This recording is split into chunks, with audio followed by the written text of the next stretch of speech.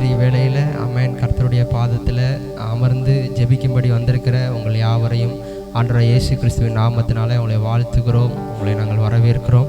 கர்த்தர் நல்லவர். ஆமென். இந்த கூட்டத்தின் ஆரம்பத்துக்காக எல்லா கண்களை மூடி நாம் ஆண்டவரை நோக்கி பார்க்கலாம். ஹல்லேலூயா. நன்றி ஆண்டவரே, நன்றி ஆண்டவரே. அப்பா, அந்த நல்ல ஆண்டவரே ராத்திரி வேலைக்காக நன்றி செலுத்துகிறோம். அப்பா ஹல்லேலூயா. வெவ்வேறு இடங்களிலிருந்து ஆண்டவரே இதை பார்க்கிற ஒவ்வொரு குடும்பங்களிலும் ஆண்டவரே தேவனுடைய பிரசன்னம் ஆண்டவரே ஆளுகை செய்வதாக. ஆண்டவரே ஹல்லேலூயா, ஹல்லேலூயா. ஆண்டவரே இருக்கிற ஒவ்வொரு இடத்திலும் ஆண்டவரே தேவனுடைய மகிமை அவங்க உணரட்டும். ஆண்டவரே இந்த நாள் ஆண்டவரே அவங்க வாழ்க்கையில் ஒரு வெற்றியின் நாளாய் ஆண்டவரே இந்த நாள் ஆண்டவரே அவங்களுடைய எல்லா கவலைகள், கண்ணீர்கள், பாரங்கள் எல்லாம் ஆண்டவரை மாறுகிற ஒரு ஆண்டவரை ஜெப வேலையாக இந்த நேரத்தை கர்த்தர் மாற்றி கொடுப்பீராக. அப்பா, ஒவ்வொருவரையும் ஆண்டவரே இந்த ஆண்டவரே கூட்டத்தில் ஆண்டவரே அப்பா நீர் யாரெல்லாம் ஆண்டவரே இதை பார்த்து கொண்டிருக்கிறாங்களோ ஒவ்வொருவரையும் அப்பா இந்த நாளில் ஆண்டவரே கர்த்தர் ஆண்டவரே ஓ ஹல்லேலூயா தொடுகிறதற்காக நன்றி. உடைய பிரசன்னம் அவங்க வாழ்க்கையை மாற்றுகிறதற்காக நன்றி.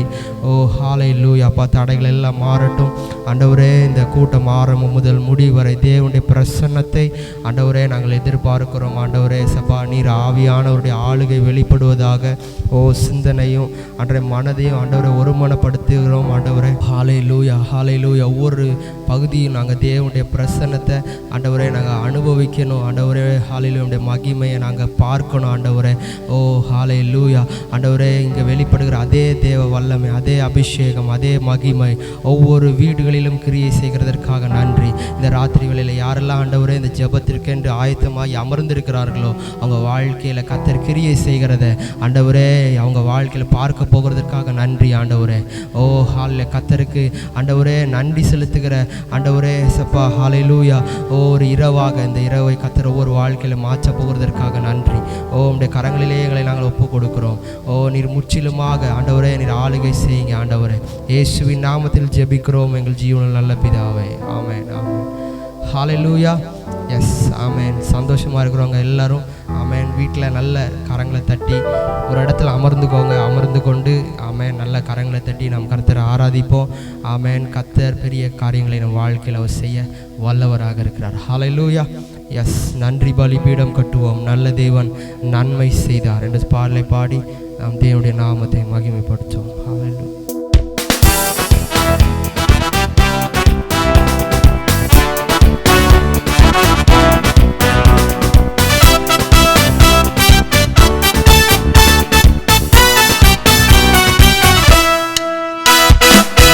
பலிபீடம் கட்டுவோம், நல்ல தெய்வம் நன்மை செய்தார்.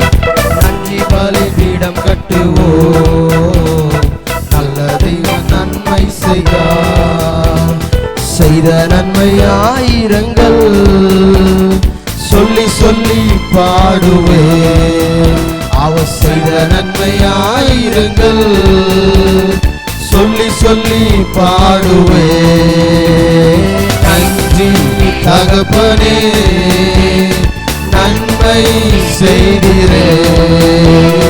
நன்றி தகப்பனே நன்மை செய்திரே. ஜீவன் தந்து நீர் அன்பு கூர்ந்தீர், பாவம் நீங்கிட கழுவி விட்டீர். ஜீவன் தந்து நீர் அன்பு கூர்ந்தீர், பாவம் நீங்கிட கழுவி விட்டீர். உமக்கு சுற்று வாழ பிரித்தெடுத்து உமது ஊழியம் செய்ய வைத்தீர். உமக்கென்று வாழ பிரித்தெடுத்து உமது ஊழியம் செய்ய வைத்தீர். நன்றி தகப்பனே நன்மை செய்திரே. தகப்பனே நன்மைகள் செய்திரே. பார்க்கும் கண்களை தந்தீரையா, பாடும் உதடுகள் தந்தீரையா. பார்க்கும் கண்களை தந்தீரையா, பாடும் உதடுகள் தந்தீரையா.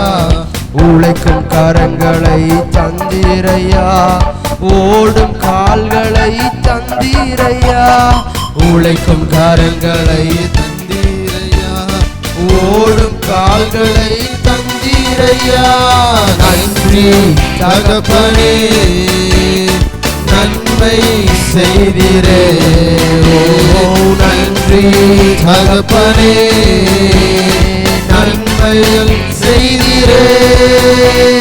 நன்றி தகப்பனே, நன்மைகள் செய்திரே. ஓ நன்றி தகப்பனே, நன்மைகள் செய்திரே. நன்றி பலிபீடம் கட்டுவோம், நல்ல தெய்வம் நன்மை செய்தார். நன்றி பலிபீடம் கட்டுவோம், நல்ல தெய்வம் நன்மை செய்தார். செய்த நன்மை ஆயிரங்கள் சொல்லி சொல்லி பாடுவே. செய்த நன்மை ஆயிரங்கள் சொல்லி சொல்லி பாடுவே. நன்றி தகப்பனே, நன்மைகள் செய்திரே. நன்றி தகப்பனே, நன்மைகள் செய்திரே. ஹல்லேலூயா. எத்தனை பேர் சொல்ல முடியும் ஆமென்? கர்த்தர், சங்கீதக்காரன் தாவீது சொல்றார், கர்த்தர் எனக்கு நன்மை செய்தபடியால் நான் அவரை பாடுவேன். ஹல்லேலூயா. எஸ், எத்தனை பேர் நம்புறீங்க ஆமென்? நம்ம பாடுறது எதுக்கு, ஆராதிக்கிறது எதுக்காகனா ஆண்டவர் செய்த நன்மைகளை நம்ம வாழ்க்கையில் நினச்சி பார்க்கணும் ஆமென். அவர் ஆராதிக்கும் போது துதிக்கும் போது தான் நமக்கு தெரியும் நம்ம ஆண்டவர் நமக்கு எவ்வளோ நல்லவராக, எவ்வளோ நன்மை செய்கிறவராக நம்ம வாழ்க்கையில் அவர் இருந்தார் என்பதை நம்ம புரிந்து கொள்ள முடியும் ஆமென். எத்தனை விசுவாசிக்கிறீங்க? ஹல்லேலூயா. அதனால் இந்த நாளில் ஆமென், அவங்க வாழ்க்கையில் இருக்கிற எல்லா பிரச்சனை, எல்லா தோல்விகள் எல்லாவற்றையும் மறந்து ஒன்றே ஒன்று, நான் கர்த்தரை பார்க்கணும், கர்த்தரை நான் துதிக்கணும், கர்த்தரை ஆராதிக்கணும். ஏன்னா அவர் ஆராதிக்கும் போது எந்த காரியமாக இருந்தாலும் அதில் நம்ம முன்னாடி அது தடையாக நிற்க முடியாது. கர்த்தரை துதித்து ஆராதித்து நீங்கள் பைபிளில் பாருங்கள், யாரெல்லாம் கர்த்தரை ஆராதித்தாங்களோ துதித்தாங்களோ அவங்க வாழ்க்கையில் தோல்விகள் இல்லை ஆமேன். அவங்க சென்ற இடமெல்லாம் ஜெயத்தை அவங்க பெற்றுக்கொண்டார்கள் ஆமேன். இந்த ராத்திரி வேளையில் ஆமேன், நாம் நல்ல பாடை கர்த்தரை நம்ம உயர்த்துவோம். கர்த்தர் உன்னை மேன்மையாக வைப்பார். எத்தனை விசுவாசிக்கிறீங்க ஆமேன்? இந்த காலகட்டத்தில் கர்த்தர் என்னை மேன்மையாக வைப்பார் ஆமேன். ஹல்லேலூயா. வசனம் சொல்லுது, பூமியின் உயர்ந்த இடங்களில் உங்களை ஏற பண்ணுவார், உங்களை அமர பண்ணுவார். ஹல்லேலூயா. எஸ் சொல்லுங்க, நான் கர்த்தரை தேடுகிறதுனால ஆமேன், வர வர கீழே போக மாட்டேன், என் வாழ்க்கை மேலாக உயர்ந்து கொண்டே இருக்கும் ஆமேன். ஹல்லேலூயா. கரங்களை தட்டி ஆமேன். ஹல்லேலூயா.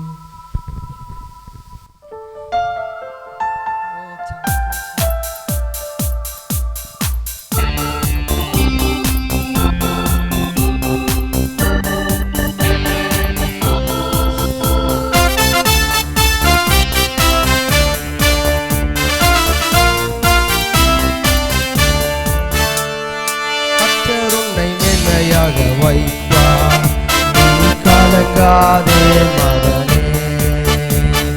கர்த்தர் உன்னை மேன்மையாக வைப்பார், நீ கலங்காதே மகனே.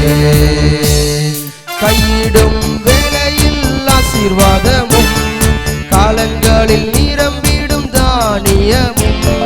கையிடும் வேளையில் ஆசீர்வாதமும், காலங்களில் நிறைவான நன்மை உண்டாக கர்த்தர் உன்னை மேன்மையாக வைப்பார்.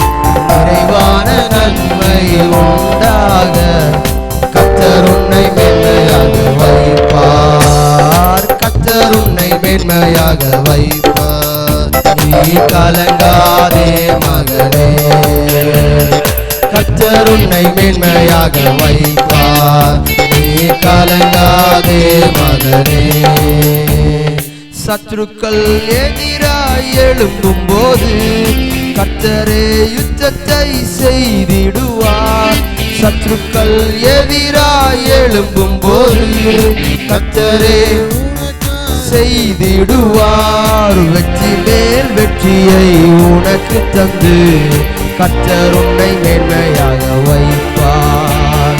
வெற்றி மேல் வெற்றியை உனக்கு தந்து கர்த்தர் உன்னை மேன்மையாக வைப்பார். கர்த்தர் உன்னை மேன்மையாக வைப்பார், நீ கலங்காதே மகனே. கர்த்தர் உன்னை மேன்மையாக வைப்பார், நீ கலங்காதே மகனே. உன்னை அவர் தனக்காக தெரிந்து கொண்டார், தன் பெயரை உனக்கு வழங்கினாரே. உன்னை அவர் தனக்காக தெரிந்து கொண்டார், தன் பெயரை உனக்கு வழங்கினாரே. சுற்றமும் நண்பரும் உன்னை மதிக்க கர்த்தர் உன்னை மேன்மையாக வைப்பார். சுற்றமும் நண்பரும் உன்னை மதிக்க கர்த்தர் உன்னை மேன்மையாக வைப்பார். கர்த்தர் உன்னை மேன்மையாக வைப்பார். நீ கலங்காதே மகனே, கர்த்தர் உன்னை மேன்மையாக வைப்பார். நீ கலங்காதே மகனே. உன் தேசம் முழுதும் மழை பொழியும், உனக்காக பொக்கிஷத்தை திறந்திடுவார்.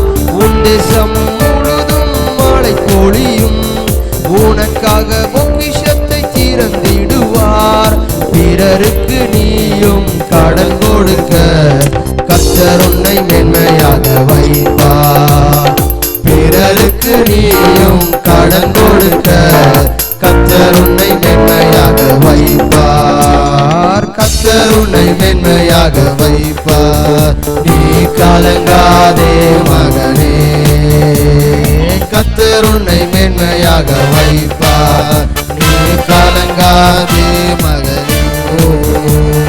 சத்துருக்கள் எதிராய் எழும்பும் போது கர்த்தரே யுத்தத்தை செய்திடுவார்.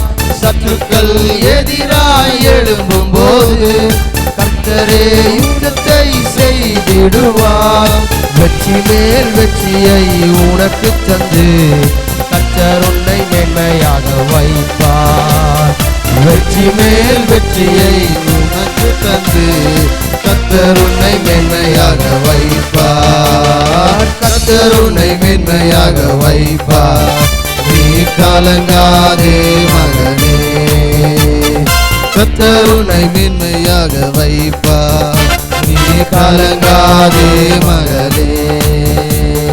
கையிடும் வேளையில் ஆசீர்வாதமும், காலங்களில் நிரம்பிடும் தானியமும். கையிடும் வேளையில் ஆசீர்வாதமும், காலங்களில் நிரம்பிடும் தானியமும். நிறைவான நன்மை உண்டாக கர்த்தர் உன்னை மேன்மையாக வைப்பார். நிறைவான நன்மை உண்டாக கர்த்தர் உன்னை மேன்மையாக வைப்பார். கர்த்தர் உன்னை மேன்மையாக வைப்பார். நீ கலங்காதே மகனே, கர்த்தர் உன்னை மேன்மையாக வைப்பார். நீ கலங்காதே மகனே. ஹல்லேலூயா. எத்தனை நம்புறீங்க? ஹல்லேலூயா.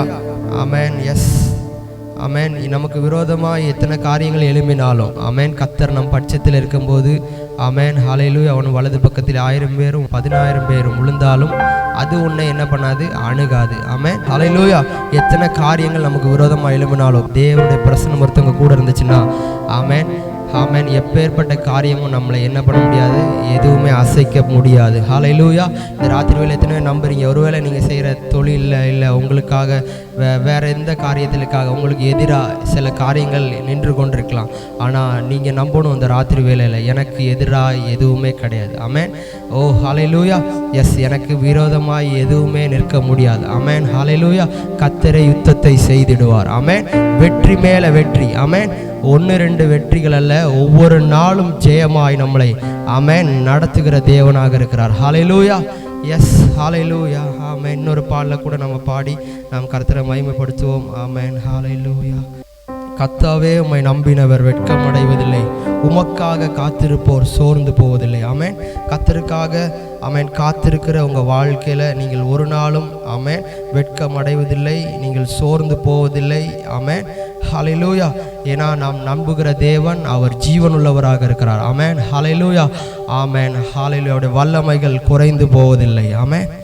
S, hallelujah. Thank you daddy. கரங்களை தட்டி ஆமென்.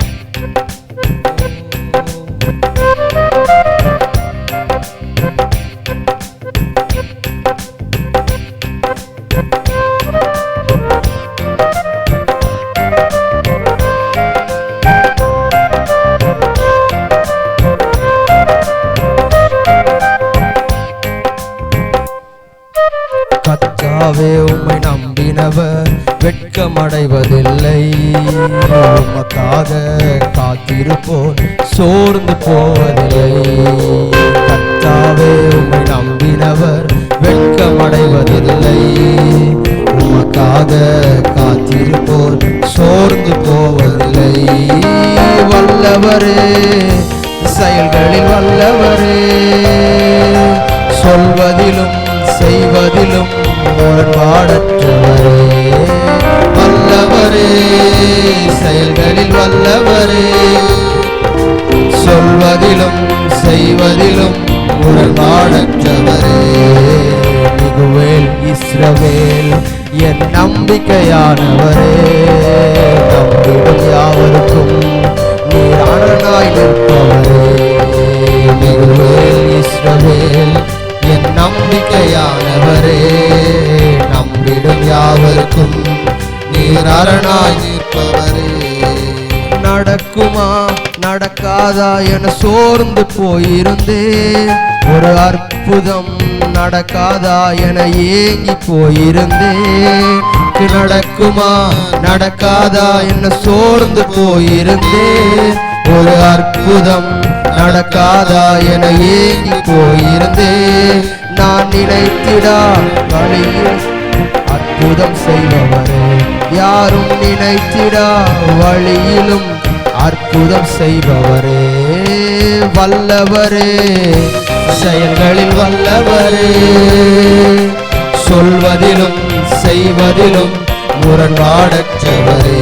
ஓ வல்லவரே, செயல்களில் வல்லவரே, சொல்வதிலும் செய்வதிலும் முரண்பாடற்றவரே. மிகுவேல் இஸ்ரவேல் என் நம்பிக்கையானவரே. நம்பிடும் நீர் அரணாய் நிற்பவரே. மிகுவேல் இஸ்ரவேல் என் நம்பிக்கையானவரே. நம்பிடும் யாவருக்கும் நீர் அரணாய் நிற்பவரே. பழித்திட வந்தோரை லட்சை மூடினதே. அழித்திட வந்தோரை நிந்தை மூடினதே. பழித்திட வந்தோரை லட்சை மூடினதே. அழித்திட வந்தோரை நிந்தை மூடினதே. காண்போரை வியத்திட உயர்த்தி வைத்தீரே. அடைவன் தானா என்றென்று என்ன அளவில் வைத்தீரே. வல்லவரே, செயல்களில் வல்லவரே, சொல்வதிலும் செய்வதிலும் முரண்பாடற்றவரே. ஓஹோ வல்லவரே, செயல்களில் வல்லவரே, சொல்வதிலும் செய்வதிலும் முரண்பாடற்றவரே. இஸ்ரவேல் நம்பிக்கையானவரே. நம்பிடும் யாவருக்கும் நீர் அரணாய் நிற்பவரே. சொல்லுங்க ஆமென். மிகுவேல் இஸ்ரவேல் என் நம்பிக்கையானவரே. நம்பிடும் யாவருக்கும் நீர் அரணாய் நிற்பவரே. கர்த்தாவே உம்மை நம்பினவர் வெட்கமடைவதில்லை. உமக்காக காத்திருப்போர் சோர்ந்து போவதில்லை. ஓ கர்த்தாவே உம்மை நம்பினவர் வெட்கமடைவதில்லை. உமக்காக காத்திருப்போர் சோர்ந்து போவதில்லை. வல்லவரே, செயல்களில் வல்லவரே, சொல்வதிலும் செய்வதிலும் முரண்பாடற்றவரே. வல்லவரே, இந்த ராத்திரி வேளையில 8 பேர் சொல்றீங்க அவர் வல்லவர். ஆமென். அவர் சொன்னதை செய்கிற வரையிலும் அவரை கைவிடாதவர். ஓ வல்லவரே, செயல்களில் வல்லவரே. ஆமென். சொல்வதிலும் செய்வதிலும் முரண்பாடற்றவரே. மிகுவேல் இஸ்ரவேல் என் நம்பிக்கையானவரே. நம்பிடும் யாவருக்கும் நீ அரணாயிருப்பவரே. மிகுவேல் இந்த ராத்திரி ராத்திரி வேளையில யாரெல்லாம் ஓ என்னுடைய நம்பிக்கையானவரே, எதிர்பார்ப்பு நீங்க தான், என்னுடைய தேவை நீங்க தான் ஆண்டவரே. ஓ ஹல்லேலூயா. அப்படி யாரெல்லாம் சொல்லி இந்த ராத்திரி வேளையில கூப்பிடுறீங்களோ, உங்களுக்காக அற்புதம் செய்வதற்காக அவர் உங்க மத்தியில இருக்கிறார். எஸ் ஹல்லேலூயா. ஓ ஷபலலரபலபரப இஸ்ரவேல் என் நம்பிக்கையானவரே, நம்பிடும் யாவருக்கும் நீ அரணாய் நிற்பவரே. மிகுவேல் இஸ்ரவேல் என் நம்பிக்கையானவரே. என்ன சொல்றீங்க? என் நம்பிக்கை, நான் வெட்கப்பட்டு போவதில்லை. நான் நம்புகிறவர் என்னை ஏமாற்றமடைய விட மாட்டார். ஓ நான் நம்புகிறவர். ஆமென். ஒரு நாளும் எஸ் என்னை ஒரு இடத்திலும் என்னை தலைகுனிய விட மாட்டார். ஹல்லேலூயா. ஹல்லேலூயா. நன்றி ஆண்டவரே. கரங்களை தட்டி ஆமென். அந்த நல்ல தேவனே, ஹல்லேலூயா. நன்றி ஆண்டவரே, நன்றி ஆண்டவரே. ஓ நீ சொன்னதை செய்யும் அளவு என்னை கைவிடுவதே இல்லை. ஹல்லேலூயா. ஓ நீர் ஹல்லேலூயா. ஓ ஹல்லேலூயா. ஹல்லேலூயா. ஓ ஹல்லேலூயா. நீர் மனம் மாற மனு புத்திரன் அல்ல. ஓ ஹல்லேலூயா. ஓ ஹல்லேலூயா. நீ சொன்னதை செய்கிற தேவன் ஆண்டவரே. ஓ ஹல்லேலூயா. மனிதர்கள் மாறுவார்கள். ஆமென். ஹல்லேலூயா. நம்ம நம்பினவர்கள் நம்மளை ஏமாற்றுவார்கள். ஆனால் ஆமென் அவர் ஒரு நாளும் நம்மளை ஆமென் அவர் சொன்னதை செய்கிறவர். ஆமென். அவர் வாக்கு மாறுவதே இல்லை. ஹல்லேலூயா. இந்த ராத்திரி வேளையில ஆண்டவர் சொன்ன ஒவ்வொரு வார்த்தைகளும் அவருடைய ஆமென் ஆமென் ஒவ்வொரு ஆமென் வசனங்களும் வாழ்க்கையில நிறைவேற போகிறது. ஆமென். ஒவ்வொரு வாக்குத்தத்தங்களும் நிறைவேறுதலுக்குள்ள நான் வந்திருக்கிறேன். எத்தனை பேர் சொல்ல முடியும்? ஆமென். ஹல்லேலூயா. ஓ இன்று கண்ட எகிப்தியனை இனி நான் காண்பதில்லை. இதுவரைக்கும் என்னை பின்தொடர்ந்து வந்த எதுவா இருந்தாலும் இனி அது என்னை ஆமென் தொடருவதில்லை. கரங்களை மூடி ஆமென் கரங்களை தட்டி ஆமென். இதுவரைக்கும் தொடர்ந்து வந்த எந்த காரியங்களும் என்னை பின் தொடருவதில்லை. ஒருவேளை பாவத்தின் காரியங்கள் அடிமைப்பட்டிருக்கலாம். அது இன்றோட ஒரு ஆமென் நீங்கள் ஆராதிக்கும் போது ஒரு விடுதலை நடந்து கொண்டிருக்கிறது. ஹல்லேலூயா. எஸ் ஆமென். ஹல்லேலூயா. ஓ வியாதிகள் உங்களை பின்தொடர்ந்து கொண்டிருக்கலாம். இப்பொழுது நீங்க துதிக்கும் போது ஆமென் இந்த வியாதிகள் சுகமாக்கப்பட்டு கொண்டிருக்கிறீர்கள். ஒருவேளை தேவையில கடல்ல நீங்க இருக்கலாம். நீங்கள் ஆராதிக்கும் போது துதிக்கும் போது எஸ் இப்பொழுது தேவனுடைய மகிமை உங்களுக்காக ஆமென் கிரியை செய்து கொண்டிருக்கிறது. உங்க கடன்கள் ரத்தாய் கொண்டிருக்கிறது இயேசுவின் நாமத்தினாலே. ஹல்லேலூயா. ஓ thank you Jesus. ஹல்லேலூயா. ஓ ஹல்லேலூயா. ஹல்லேலூயா. மிகுவேல் இஸ்ரவேல் என் நம்பிக்கையானவரே, நம்பிடும் யாவருக்கும் நீர் அரணாய் இருப்பவரே. எஸ் எத்தனை பேர் சொல்ல முடியும் இந்த ராத்திரி வேளை ஆண்டவரே எனக்கு ஆண்டவர் அரணாக. ஓ ஆமென். ஹல்லேலூயா. பிசாசு என்னை சுற்றிலும் எத்தனை காரியங்கள் எனக்கு விரோதமாக ஆமென் நிறுத்தி வைத்திருந்தாலும் என் பக்கத்தில் நீங்கள் இருக்கிறதுனால நான் அசைக்கப்படுவதில்லை. ஆமென். ஹல்லேலூயா. என்னை எதுவும் அணுக முடியாது. ஹல்லேலூயா. நான் கர்த்தருடைய இரத்தத்துக்குள்ளே மறைக்கப்பட்டிருக்கிறேன். ஹல்லேலூயா. நன்றி ஆண்டவரே. ஹல்லேலூயா. thank you Jesus. கண்களை மூடி ஆமென் உள்ளத்தின் ஆழத்திலிருந்து ஆமென் கர்த்தருக்கு நன்றி செலுத்துங்க. ஆமென். இந்த ராத்திரி வேளையில் அப்பா எனக்கு வாழ்க்கையில் நீர் எவ்வளவு நல்லவராக இருந்திருக்கிறீர் ஆண்டவரே. ஓ உங்கள் நன்மைகளின் வாழ்க்கையில் குறைந்து போகவே இல்லை ஆண்டவரே. ஓ நீர் அன்புள்ளவர் ஆண்டவரே. என் மேலே பிரியமாக இருக்கிறீங்க. ஓ ஹல்லேலூயா. உங்கள் கிருபைகள் ஆமென் என்னை விட்டு விலக்கவே இல்லை. உங்களுடைய இரக்கங்களுக்கு முடிவே இல்லை நாங்கள் பார்க்கிறோம் ஆண்டவரே. ஹல்லேலூயா. ஹல்லேலூயா. Oh, hallelujah. Thank you, Jesus. Amen. Oh, உங்க கிருபை எனக்கு வேணும் அப்பா. உங்க தயவோ என்னை உயர்த்தும் அப்பா. உங்க கிருபை எனக்கு வேணும் அப்பா. உங்க தயவோ என்னை உயர்த்தும் அப்பா. கிருபையினாலே கிருபையினாலே கிருபையினாலே நான் வாழுகிறேன். பலத்தின் மிகுதியோ புகழோ செல்வமோ திறமையோ உலகத்தின் பெருமைகளோ இல்லை. கிருபைதானே கிருபைதானே. நிந்தை அவமானம் விலகட்டுமே. உமது கிருபையினால் உயிர்ப்பியுமே. நிந்தை அவமானம் விலகட்டுமே. உமது கிருபையினால் உயிர்ப்பியுமே.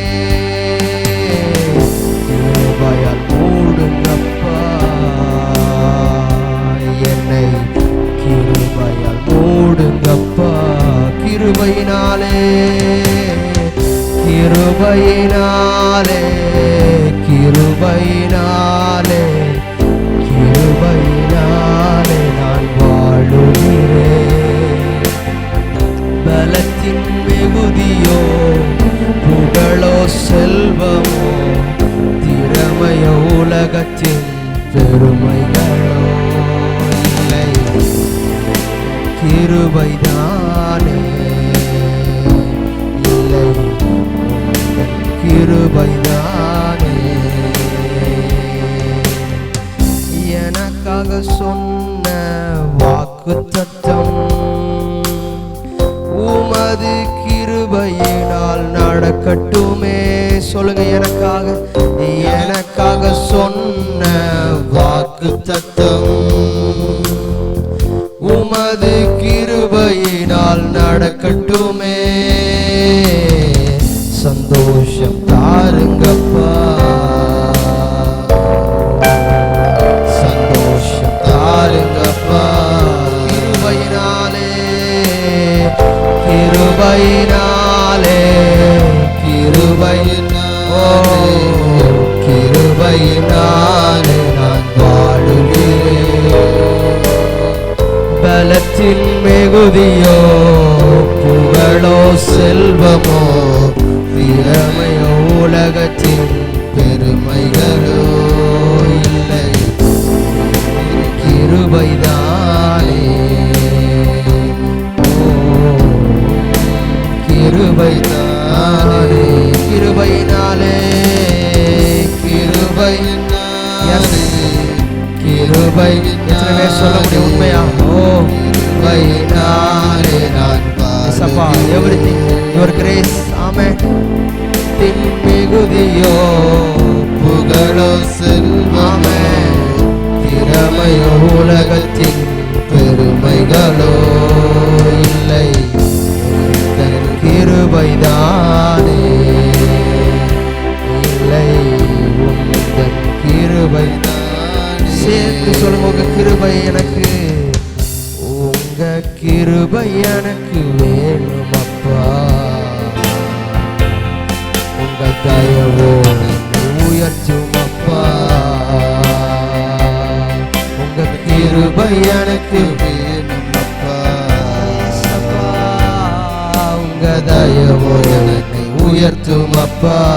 கிருபையினாலே கிருபையினாலே கிருபையினாலே கிருபையினாலே நான் வாழுகிறேன். பலத்தின் மிகுதியோ புகழோ செல்வமோ திறமையோ உலகத்தின் பெருமைகளோ இல்லை, உந்தன் கிருபைதானே. எல்லாம் உந்தன் கிருபைதானே.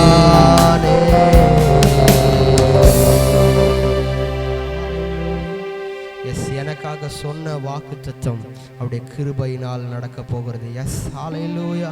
ஓ, கிருபைனா என்ன தெரியுமா? ஒன்றுக்குமே தகுதி இல்லாத நம்மளை ஆண்டவர் ஆமென் நம்மை தகுதிப்படுத்துவது தான் கிருபை. ஆமென். எதற்குமே நம்மளால் முடியாது, நம்மளால் இதை செய்ய முடியாது, நம்மளுடைய திராணியினால் நம்மளுடைய பலத்தினால எதுவுமே இதால் செய்ய முடியாதுன்னு நினைக்கிறத கர்த்தர் ஆமெனுடைய கிருபையினால் எல்லாவற்றையும் செய்து முடிக்க வல்லவராக இருக்கிறார். ஹல்லேலூயா. இந்த ராத்திரி வேளையில் எத்தனை பேர் ஆமென் ஆண்டவரே அவருடைய கிருபையினால் எல்லாமே ஆகும். ஆமென். அவருடைய கிருபையினால் என்னுடைய பலவீனத்தில் அவருடைய பலன் பூரணமாக விளங்கும். ஆமென். ஹல்லேலூயா. எஸ், ஹல்லேலூயா. அவருடைய கிருபையினால் நான் நிலை நிற்கிறேன். ஹல்லேலூயா. ஹல்லேலூயா, ஹல்லேலூயா, ஹல்லேலூயா. அவருடைய கிருபை எனக்கு போதும் ஆண்டவரே, அவருடைய கிருபை எனக்கு போதும் அப்பா. சொல்லுங்க, கண்களை மூடி, ஆண்டவரே அவருடைய கிருபை மாத்திரம் போதும் ஆண்டவரே. இன்னும் அதிகமான கிருபைகளை அவர் உங்கள் வாழ்க்கையில் ஆமென் ஹல்லேலூயா தருகிறவராக இருக்கிறார். Hallelujah, hallelujah. Thank you Jesus. நன்றி ஆண்டவரே. உடைய கிருபை மாத்திர போதும் ஆண்டவரே. ஓ ஹல்லேலூயா. எல்லாவற்றிலும் ஆண்டவரே என்னுடைய திறமையோ என்னுடைய படிப்போ என்னுடைய ஆண்டவரே செல்வமோ திறமைகளோ இது எதுவும் இல்லை ஆண்டவரே. ஹல்லேலூயா. உடைய கிருபை மாத்திரம்தான் இன்னைக்கு நான் நிற்பதும் நிர்மூலமாகாமல் இருப்பதும் அவருடைய சுத்த கிருபை. ஆமென். அவருடைய கிருபை மாத்திர போதும் ஆண்டவர். உடைய கிருபைக்காக நன்றி செலுத்துகிறோம். உம்முடைய தயவுக்காக நன்றி செலுத்துகிறோம் ஆண்டவரே. ஹல்லேலூயா. என் மேல் பாராட்டின ஓ உம்முடைய அளவில்லாத ஆண்டவரே அன்பு. ஓ ஹல்லேலூயா ஆண்டவரே, அதற்காக நன்றி ஆண்டவரே. ஓ குழியிலிருந்து எங்களை பாவத்திலிருந்து எங்களை ஆண்டவரே ஓ ஹல்லேலூயா எங்களை தூக்கி எடுத்து எங்களை ஆண்டவரே இந்த நாளில் நிறுத்தினீரே உமக்கு நன்றி. எங்களை ஆண்டவரே ஒவ்வொரு நாளும் ஓ எங்களுக்கு தேவையானதை அறிந்து நீர் எங்களுக்கு தருகிற ஒரு நல்ல தகப்பனாக இருக்கிறதுக்காக நன்றி ஆண்டவரே. இந்த நேரத்தில் உண்மையாய் ஆராய்த்த ஒவ்வொருடைய வாழ்க்கையில் ஆண்டவரே ஹல்லேலூயா உடைய கிருபைகள் இன்னும் அளவில்லாமல் அவங்க வாழ்க்கையில் வெளிப்பட போகிறதுக்காக நன்றி. தொடர்ந்து நீர் நடத்துங்க, ஆசீர்வதிங்க. எல்லா துதி கன மகிமையாக உமக்கே செலுத்துகிறோம். ஆராதனைகளை துதி ஸ்தோத்திரங்களை ஏற்றுக்கொள்ளும் அங்கீகரியும் எங்கள் ஜீவனுள்ள நல்ல பிதாவே. ஆமென். கர்த்தருடைய பரிசுத்த நாம் மகிமைப்படுவதாக. மனமகிழ்ச்சியும் ஆசீர்வாதமான இந்த நாளுக்காக நாம் ஆண்டவரை துதிக்கவும் நன்றி செலுத்தவும் நாம் கடமைப்பட்டிருக்கின்றோம். இந்த நாளில் கூட பாடல் ஆராதனை ஆயத்தம் பண்ணி நடத்தின அன்பான சகோதரர்களை கர்த்தர் இன்னும் வல்லமையாக பயன்படுத்தும்படி ஒரு விசை கரங்களை தட்டி நாம் ஆண்டவரை மகிமைப்படுத்தலாம். இந்த நாளிலும் கூட இந்த ராப்பகல் ஜெபத்தில் சில ஜெப விண்ணப்பங்களுக்காக நாம் ஜெபிக்க போகின்றோம். அதை தொடர்ந்து ஆண்டுடைய வார்த்தையை உங்களுக்கு தேவனுடைய மனிதர் கொண்டு வந்து கொடுப்பார்கள். அதை தொடர்ந்து உங்களுக்காக விடுதலைகளுக்காக விசேஷமாக ஜெபிப்பார்கள். இந்த நாளில் கூட இந்த ராப்பகல் ஜெபம் எதற்காக ஆரம்பிக்கப்பட்டது என்றெல்லாம் உங்களுக்கு நன்றாக தெரியும். கொரோனா கொள்ளை நோய் ஏற்பட்ட காலங்களில் இந்த நோய்கள் ஆரம்பித்த நாட்களில் தான் ஆண்டவர் உணர்த்தி இந்த இரவு பகல் ஜெபம் எவ்வளவு முக்கியமானது என்பதை நமக்கு உணர்த்தி இரவில் உண்டாகின்ற பயங்கரங்களை சங்கீதம் 91 நான் வாசித்து அறிய முடிகிறது. சங்கீதம் 91 பார்க்கும் பொழுது பாருங்கள், இரவில் உண்டாகும் பயங்கரத்துக்கும் பகல் பறக்க அம்புக்கும் இருள் நடமாடும் கொள்ளை நோய்க்கும் மத்தியானது பாலக சங்கர பயப்படாது இருப்பார். ஆண்டவர் கொள்ளை நோய்களை தடுப்பதற்காக இன்னொன்று இந்த பயங்கரங்கள், இவைகள் தான் இந்த கொலைகள் கொள்ளைகள் இன்னும் நிறைய காரியங்கள், கொலைகள் நிறைய பார்த்தாலும் தற்கொலைகள் கொலைகள் கொள்ளைகள் திருட்டுக்கள் அதிகப்பட்டு கொண்டு வருகிறதை நாம் பார்க்கிறோம்.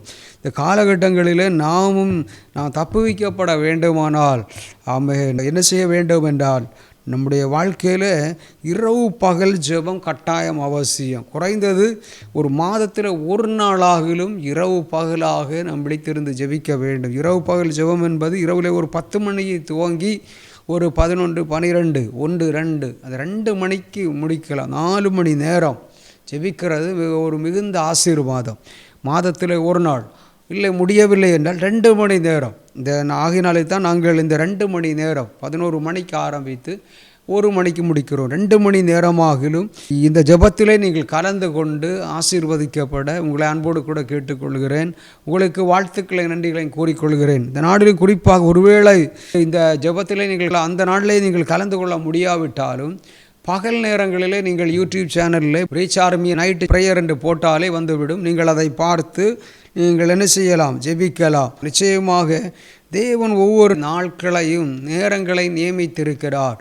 இப்போ இரவு ஜெபிக்கிற ஜெபம் பகலில் ஜெபித்தால் காணாதா என்று ஒரு வேளை கேள்விகள் எழும்பலாம், மாற்றங்கள் வரலாம். இல்லை என்று சொல்ல முடியாது. என்னை கேட்டால் எனக்கு ஆண்டவர் இப்போ இரவிலே நீங்கள் ஜெபியுங்கள் என்று ஆண்டவர் சொல்கிறார் என்று வைத்து கொள்ளுங்கள். நீங்கள் இரவிலே ஜெபித்தால் அது உங்களுக்கு 100 மடங்கு ஆசீர்வாதம். இப்போ வாரத்தில் நம்ம ஞாயிற்றுக்கிழமை பரிசுத்தமான நாள், அன்றைக்கு நாம் ஆராதனையை போக வேண்டும், தேவனை ஆராதிக்க வேண்டும். அது நம்மையில் விழுந்த கடமை. வாரத்தில் ஒரு நாள் அப்படி நாம் செய்யும் பொழுது 100 மடங்கு ஆசீர்வாதங்களுக்கு சொந்தக்காரலாய் மாறுகிறோம். ஆராதனைக்கு போகிறதை குறைத்து மற்ற வேலைகளுக்கு போகும் பொழுது ஆசீர்வாதங்கள் குறைந்து கொண்டே வரும். இதை போன்றுதான் அந்த இரவு பகல் ஜெபம், அந்த தேவன் கொடுக்கிற பரிசுத்த வேதாகமத்தில் ஏராளமான ஜெபங்களை குறித்து எழுதப்பட்டிருக்கிறதை நாம் பார்க்கிறோம். அதிலே ஒரு ஜெபம் தான் இரவு பகல் ஜெபம். இது அநேகர் ஜெபித்திருக்கிறார்கள். இரவு பகல் ஜெபத்தை மோசே ஜெபித்திருக்கிறார். 40 நாட்கள் இரவு பகலாக ஜெபித்திருக்கிறார். தாவீது ஜெபித்திருக்கிறார். இன்னுமாக இயேசு ஊழியத்தினுடைய ஆரம்ப கட்டத்தில் 40 நாட்கள் இரவு பகலாக ஜெபித்திருக்கிறார்.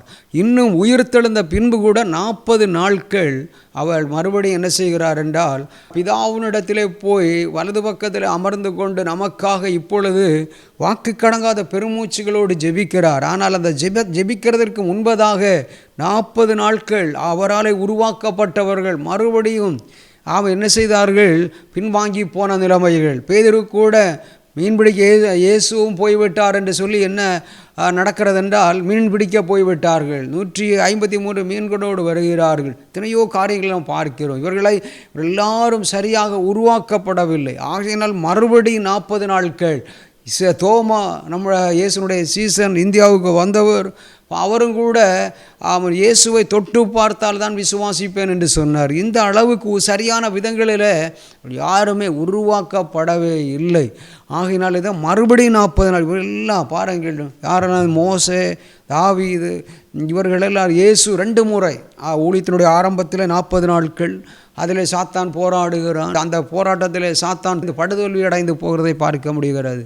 பின்பு என்ன செய்கிறார் என்றால், அவருடைய அந்த உயிர்த்தெழுந்து 40 நாட்கள் மறுபடியும் அவரால் உருவாக்கப்பட்டு ஆயத்தமாக்கப்பட்ட சீசர்கள் சரியான விதத்தில் உருவாக்கப்படாமல் இருந்ததை அவர் ஆவியிலே கண்டு என்ன செய்கிறார்கள் என்றால், எல்லாரும் அநேகருக்கு தங்களை காட்சி கொடுக்கிறார். அநேகரை 40 நாட்கள் இரவு பகலாக ஜெபிக்கிறார். ஆகினாலே அந்த ஜெபத்திற்கு என்னவென்றால் 100 மடங்கு பலன் உண்டு. அதிலே உருவாக்கப்பட்டவர் தான் மறுபடி பேதுரு. அதற்கு பின்பு தான் என் மேல் மாடியிலே போய் கூடி 120 பேர் அமர்ந்து என்ன செய்கிறார்கள், அப்போஸ்தலர் நடபடிகளிலே வரும்பொழுது ஜெபிக்கிறார்கள். பரிசுத்த ஆவியானவர் ஊற்றப்படுகிறார். ஒரே பிரசங்கத்தில் 3000 5000 ரட்சிக்கப்படும். காரணம் என்ன? சரியாய் உருவாக்கப்பட்டார்கள். என கண்பு தேவனுடைய பிள்ளைகளே, இந்த மாத ராப்பகல் ஜெபத்தில் தேவன் உங்களுக்கு சொல்கிற மறுபடியும் உணர்த்துகிற ஒரு காரியம் என்ன? மாதத்தில் ஒரு நாளாகிலும் இரவு பகலாய் விழித்திருந்து ஜெபியுங்கள்.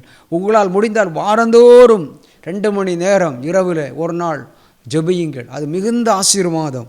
பாருங்கள், ஆகையினால் இரவில் உண்டாகும் பயங்கரங்கள், இந்த பயங்கரங்களுக்கு நீங்களாக்கப்பட வேண்டுமானால், இருளில் நடமாடுகிற கொள்ளை நோய்களுக்கு நாம் தப்புவிக்கப்பட வேண்டுமானால் நாம் செய்ய வேண்டிய காரியம் என்ன?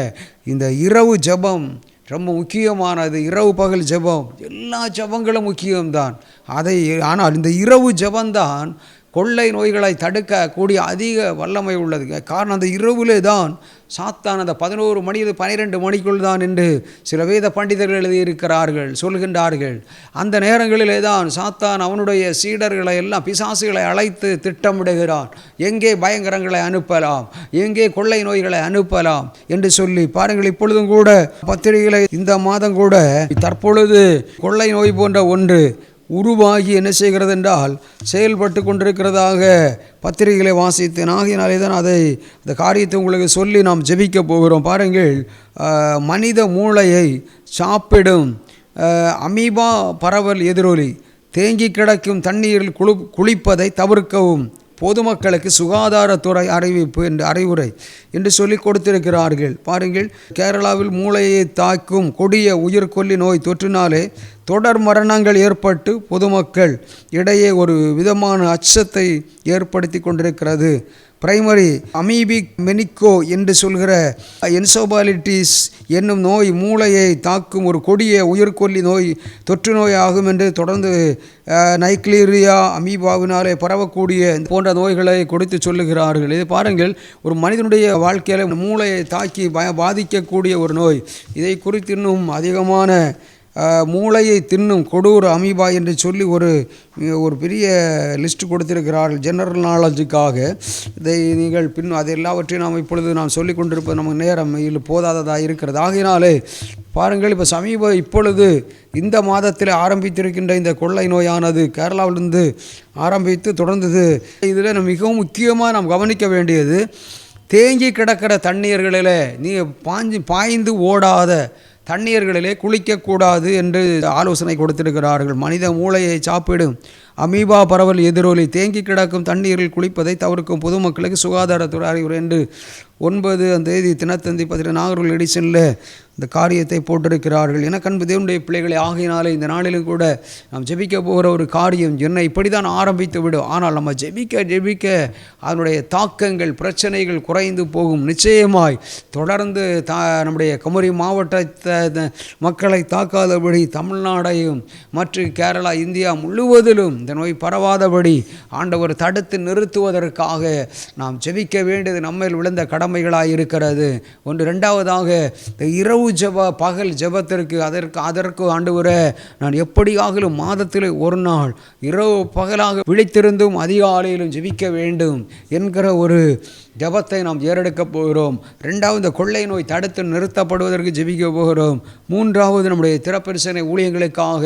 4வது, உங்களுக்காக ஜெபிக்க போகிறேன். கடைசியாக இன்னும் ஏராளமான ஜெப விண்ணப்பங்கள் இருந்தாலும், ஏனென்றால் இரவில் உண்டாகிற பயங்கரங்கள், இருளிலே நடமாடுகிற கொள்ளை நோய்கள், மோசே 10 கற்பனைகளை பெற்றுக்கொள்வதற்காக பாருங்கள், அந்த சீனாய் மலை ஆண்டவர் அந்த மேகத்தின் மகிமைக்குள்ளாய் கொண்டு சென்று அந்த 10 இஸ்ரவேல் மக்களுக்கு தேவையான அந்த 10 கற்பனைகள், இன்று வரையில் அந்த 10 கற்பனைகளும் உலகம் முழுவதிலும் பின்பற்றி கொண்டு வருகிறார்கள். அந்த 10 கற்பனைகளும் ஒரு 10 பொக்கிஷங்களை போன்றது தான். எனக்கு அன்பு தேவனுடைய பிள்ளைகளே, இவைகளை நாம் பின்பற்ற தேவன் நம்மை வழி நடத்தி கொண்டே வருவார் என்பதில் எந்த விதமான மாற்று கருத்துகளும் இல்லை.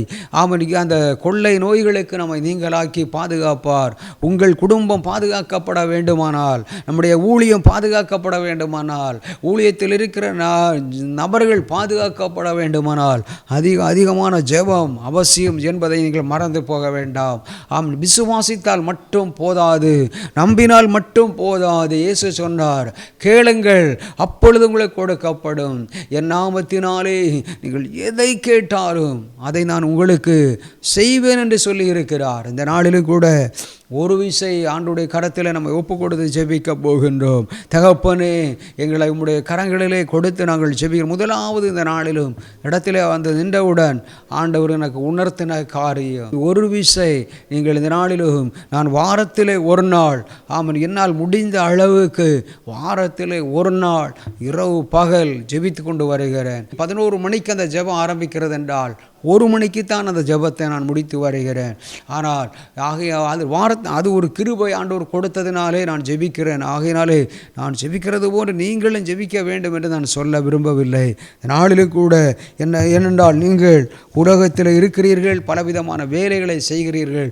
மாதத்தில் ஒரு நாளாகிலும் இரவு பகலாக விழித்திருந்து நீங்கள் ஜெபிப்பீர்கள் என்றால் இரவில் உண்டாகிற பயங்கரங்கள், ஆபத்துகள், நம்முடைய ஆபத்துகளுக்கு நம்மையும், நம்முடைய குடும்பத்தையும், நம்முடைய ஊழியங்களையும், நம்முடைய நாட்டு மக்களையும் ஆண்டவர் பாதுகாத்து வழி நடத்துவார். கொலை வெறிகள், பயங்கரங்கள், அதுதான் கொலைகள். எங்கு பார்த்தாலும் கொலைகள். இப்பொழுது அதைவிட அதிகமாய் தற்கொலைகள். இப்பொழுது அநேக நம்பிக்கை இழந்து கொண்டு வருகிறார்கள். இனி இந்த உலகத்தில் வாழவே முடியாது என்று ஒரு எண்ணத்துக்குள் வந்து விடுகிறார்கள். அவருடைய நம்பிக்கையின் அந்த எண்ணத்தின் முடிவு, அவனுக்கு பண நெருக்கடி வரும்பொழுது இனி தப்புவிக்கவே முடியாது என்கிற எண்ணத்தை சத்துருவானவன் கொண்டு வந்து போட்டு என்ன செய்கிறான் என்றால் அவர்களை சூசைட் பண்ண வைத்து விடுகிறான். தற்கொலை ஆவி அவர்களை தாக்குகிறது. சூசைட் பண்ணிவிடுகிறார்கள். தங்களையே மறந்து செய்து விடுகிறார்கள். காரணம் என்ன? நீங்கள் ரட்சிக்கப்படாமல், ஒருவேளை யாராயிரம் சில நேரத்தில் எங்களில் ரட்சிக்கப்பட்டவர்களையும் கூட அதிகமாய் சத்துருவானவன் தாக்குகிறான். காரணம் என்ன? வேத வசனம் என்ன சொல்லுகிறது? யாரை விழுங்கலாம் என்று கர்ச்சிக்கிற சிங்கத்தை போன்று அவன் வகை தேடி கொண்டிருக்கிறான். அவனுடைய அந்த வஞ்சக வரையிலே நீங்களும் நானும் விழுந்து விடக்கூடாது என்று ஆண்டவர் எதிர்பார்க்கிறார். இதற்கெல்லாம் அடித்தளம் என்ன? ஜெபம்தான். என அன்பு தேவனுடைய பிள்ளைகளே, இன்றைக்கு ஒரு விஷயம் நாம் ஜெபிக்க போகிறோம். ஆண்டவரே, மாதத்தில் ஒரு நாளாகிலும் இரவு பகலாக, அல்லது இல்லை வாரத்தில் ஒரு நாள், வாரந்தோறும் வாரத்தில் ஒரு நாள் இரவு பகலாக ஜெபிக்கக்கூடிய கிருபையை எனக்கு தாரும் என்று எத்தனை பேர் கேட்க விரும்புகிறீர்கள்? ஹல்லேலூயா. ஆண்டவரே, இந்த கிருபை எனக்கு வேண்டும் என்று விரும்புகிற தேவனுடைய பிள்ளைகள் யாராக இருந்தாலும் இயேசுவை பார்த்து பாருங்கள், ஊழியத்தினுடைய ஆரம்ப நாட்களில் 40 நாட்கள் அவர் இரவு பகலாக ஜெபித்து விட்டு தான் ஊழியத்தை ஆரம்பிக்கின்றார். அது உயிர் தெழுந்த பின்பு 40 நாட்கள் தங்களால் இயேசுவால் உருவாக்கப்பட்ட சீசர்கள் கூட எல்லாம் சிதறடிக்கப்பட்டவர்களாய் சரியான விதங்களிலே உருவாக்கப்படாமல் உலக வேலைகளுக்கும் சென்று விட்டார்கள். விசுவாசத்தை மறுதலித்து விட்டார்கள், நம்பிக்கை இழந்து விட்டார்கள். அப்படிப்பட்ட மக்களை உருவாக்குவதற்காக 40 நாட்கள் மறுபடியும் அவர் இந்த உலக பூமியிலே உலாவின பின்புதான் இரவு பகலாய் ஜெபத்திற்கு, ராப்பகல் ஜெபத்திற்கு முக்கியத்துவம் கொடுத்து பிதாவினிடத்திலே போய் இன்றைக்கு அவருடைய வலது பக்கத்தில் அமர்ந்து கொண்டு நமக்காய் பரிந்து பேசி கொண்டிருக்கிறார். நாளில் நாம் செய்ய போகிற காரியம், ஆண்டவரே எனக்கு அந்த வரம் வேண்டுமப்பா, எனக்கு அந்த கிருபை வேண்டும் ஆண்டவரே, எனக்கு என் மேலே இறங்குங்கப்பா. இரவு பகலாக நான் மாதத்திலே ஒரு நாள் அல்லது வாரத்திலே ஒரு நாள் விழித்திருந்து ஜெபிக்கக்கூடிய ஒரு கிருபையை எனக்கு தாங்கப்பா. இயேசு அதற்கு சாட்சியாக இருக்கு. மோசே 40 நாட்கள் சீனாய் மலையில் 40 நாட்களாய் இரவு பகலாய் ஜெபித்தது நிமித்தம் இஸ்ரவேல் மக்களுக்கு தேவையான 10 கற்பனைகளை தேவனால் கொடுக்கப்பட்டு பெற்றுக்கொண்டு இஸ்ரவேல் மக்களுக்கு கொடுத்தார் அல்லவா. நாமும் அதை பின்பற்றி வருகிறோம். ஆகையினாலே தான் இன்றைக்கு ஆண்டவர் நம்மை மற்றவர்களுக்கு முன்பதாக ஒரு நல்ல ஒரு மரியாதையோடு வாழ்வதற்கு ஆண்டவர் கிருபை கொடுத்து கொண்டு வருகிறார். நாம் இந்த நாளில் அதை போல தாவீது கூட 40 நாட்களாக இரவு பகலாக ஜெபிக்கிறதை நம்ம பார்க்கிறோம். நாளிலும் கூட நம்முடைய வாழ்க்கையில் ஆண்டவரே ராப்பகல் ஜெபம் ஆண்டவர் எனக்கு வேண்டும் அப்பா, இரவு பகலாய் விழித்திருந்து ஜெபிக்கிற ஒரு கிருபை எனக்கு தாரும் என்று எத்தனை பேர் விரும்புகிற நீங்கள் வலது கரத்தை உயர்த்தி ஆண்டவரை நோக்கி ஜெபம் பண்ணுங்க. ஆண்டவரே பலத்தினாலும் அல்ல பராக்கிரமத்தினாலும் அல்ல ஆண்டவரே, என்னுடைய ஆவியினாலே ஆகும் என்று சொன்னீரே அப்பா. ஆண்டவரே எங்களுடைய சுய முயற்சியினால் மட்டுமல்லப்பா, உடைய கிருபைகளினாலும் இரக்கங்களினாலும் உமக்குள் இருக்கிற அந்த அபிஷேகத்தினாலும் அப்பா மட்டுமே அவைகள் நடைபெறும் என்று நாங்கள் அறிந்திருக்கிறோம். தகப்பனே, எங்களை உடைய கரங்களிலே கொடுத்து ஜெபிக்கிறோம். நீரே தொடர்ந்து கூட இருந்து வழி நடத்துங்கப்பா. தகப்பனே, இந்த நாளிலும் யாரெல்லாம் இப்படிப்பட்ட இரவு பகலாய் ஜெபிக்கிற வரம் வேண்டும் என்று கரம் உயர்த்தி இருக்கிறார்களோ அத்தனை பேருக்கும் ஆண்டவரே, மோசே, தாவீது, இயேசு முன் ஆண்டவரே எல்லாரும் இரவு பகலாக ஜெபித்ததை நாங்கள் பார்க்கிறோம். அதற்கு முக்கியத்துவம் கொடுத்ததை பார்க்கிறோம். அப்படியே நீர் எங்களை மாற்றி நாங்கள் ஆண்டவரே முடிந்தால் வாரத்திலே ஒரு நாள் இரவு பகல் விழித்திருந்து ஜெபிக்க ஆண்டவரே கிருபை தாங்கப்பா. 2 மணி நேரம் அல்லது 4 மணி நேரம் ஆண்டவரே, இரவில் 10 மணியிலிருந்து 2 மணி வரையிலும், அது இல்லை என்றால் 11 மணியிலிருந்து 1 மணி வரையிலும் இரவு பகலாய் ஜெபிக்கிறவர்களாய் நீர்களை மாற்றுங்க என்று எத்தனை பேர் கேட்டுக்கொண்டிருக்கிறீர்களோ அத்தனை பேருக்கும் கர்த்தர் அப்படிப்பட்ட கிருபையை தந்து வழிநடத்த போகிறதற்காய் கரங்களை தட்டி ஆண்டவர் மகிமைப்படுத்தலாமா? ஆமென். தேங்க்யூ ஜீஸ். நன்றி. தொடர்ந்தும் ஒரு காரியம் அடுத்ததாக இந்த மாதம் ஆரம்பித்திருக்கிற மனிதனுடைய மூளையை தாக்கி அழிக்கிற அமீபா என்று சொல்கிற ஒரு நோய்.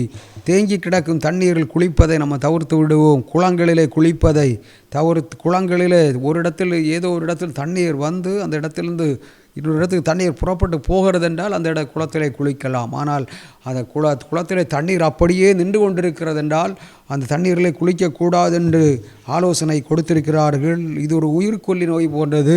கேரளாவில் அநேகரை பாதித்திருக்கிறது என்று ஆலோசனை கொடுத்திருக்கிறார்கள். இந்த நாளிலும் ஜெபிக்க போகிறோம். மனிதனுடைய மூளையை தாக்கி அழிக்கக்கூடிய ஒரு கொள்ளை நோய், அது அமீபா என்ற இந்த கொள்ளை நோயிலிருந்து நம்மையும் மூளையை தின்னு கொடூர அமீபா என்று இன்னொரு இடத்திலையும் கூட கொடுத்திருக்கிறார்கள்.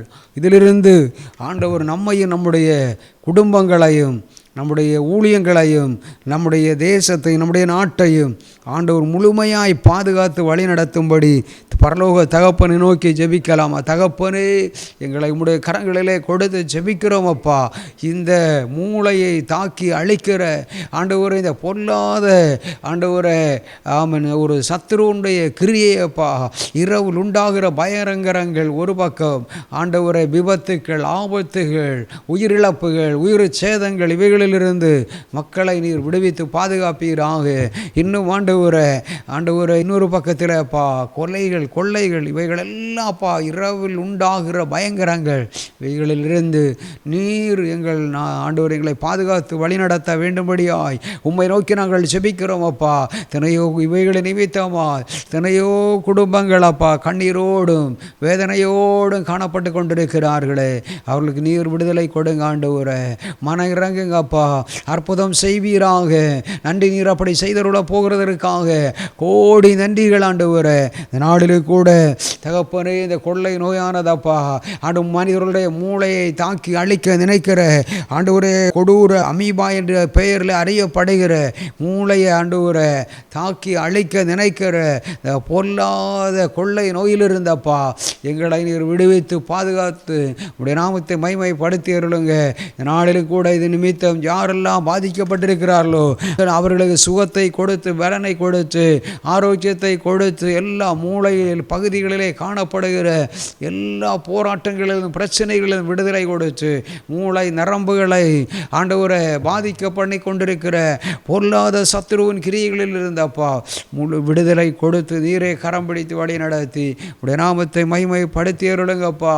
இதில் ஆண்டவரை இந்த நோயினால் யாரெல்லாம் பாதிக்கப்பட்டிருக்கிறார்களோ எல்லாரும் விடுதலையாக்கப்படட்டும் ஆண்டவர். இதற்காக இந்த நோயை சுகப்படுத்துவதற்கு யாரெல்லாம் மருத்துவ துறையில் செயல்பட்டு கொண்டிருக்கிறார்களோ எல்லாரையும் நீர் பாதுகாத்து நடத்துங்கப்பா. இதில் ரட்சிக்கப்படாமல் யார் இருந்தாலும் நீர் அவர்களை ரட்சித்து உடைய பிள்ளைகளாய் மாற்றி உடைய நாம மகிமைப்படும் அளவுக்கு மாற்றுங்கப்பா. அழிவும் நாசமும் அக்னியும் கந்தகமும் எரிகிற அக்னி கடலில் பங்கடையாமல் பரலோகத்திலே அப்பா நித்திய நிரந்தரமாய் மனமகிழ்ச்சியோடும் ஆசீர்வாதத்தோடும் இருக்கிற அந்த இடத்திற்கு வந்து அப்பா ஆண்டவரே உடைய பிள்ளைகள் ஆண்டவர் பரலோகத்தை சொந்தமாக்கி கொள்ள கிருபை கொடுத்து வழி நடத்துங்க. நீர் அப்படி செய்தருள போகிறதற்காக கோடி நன்றிகள் ஆண்டவரே. அதை போன்று ஆண்டவரே தேங்க்யூ, நன்றி அப்பா, நன்றி. இந்த நாளிலும் ராப்பகல் ஜெபத்திற்கு காரணமாயிருக்கிற திறப்பின் சேனை ஊழியங்களுக்காக அவன் ஒரு நிமிடம் எல்லாரும் ஜெபிக்கலாமா தகப்பனே? ஒரு விஷயங்களை உங்களுடைய கரங்களிலே கொடுத்து ஜெபிக்கிறோம் அப்பா. திறப்பின் சேனை ஊழியங்களை கொடுத்தவர் நீர் ஆண்டவரே. தகப்பனை கூட இருந்தங்களை வழி நடத்துங்க, அற்புதத்தின் பாதையில் நடத்துங்கப்பா. தகப்பனை நீரே அப்போ உங்களுடைய சித்தத்தை மட்டும் அப்பா விரும்புடைய விருப்பம் உமக்கு உனக்கு பிரியமான பாதையில் எங்களை வழி நடத்த வேண்டும்படியாக உம்மை நோக்கி நாங்கள் ஜெபிக்கிறோம். தொடர்ந்து நீங்கள் வழி நடத்துங்க ஆண்டவரே.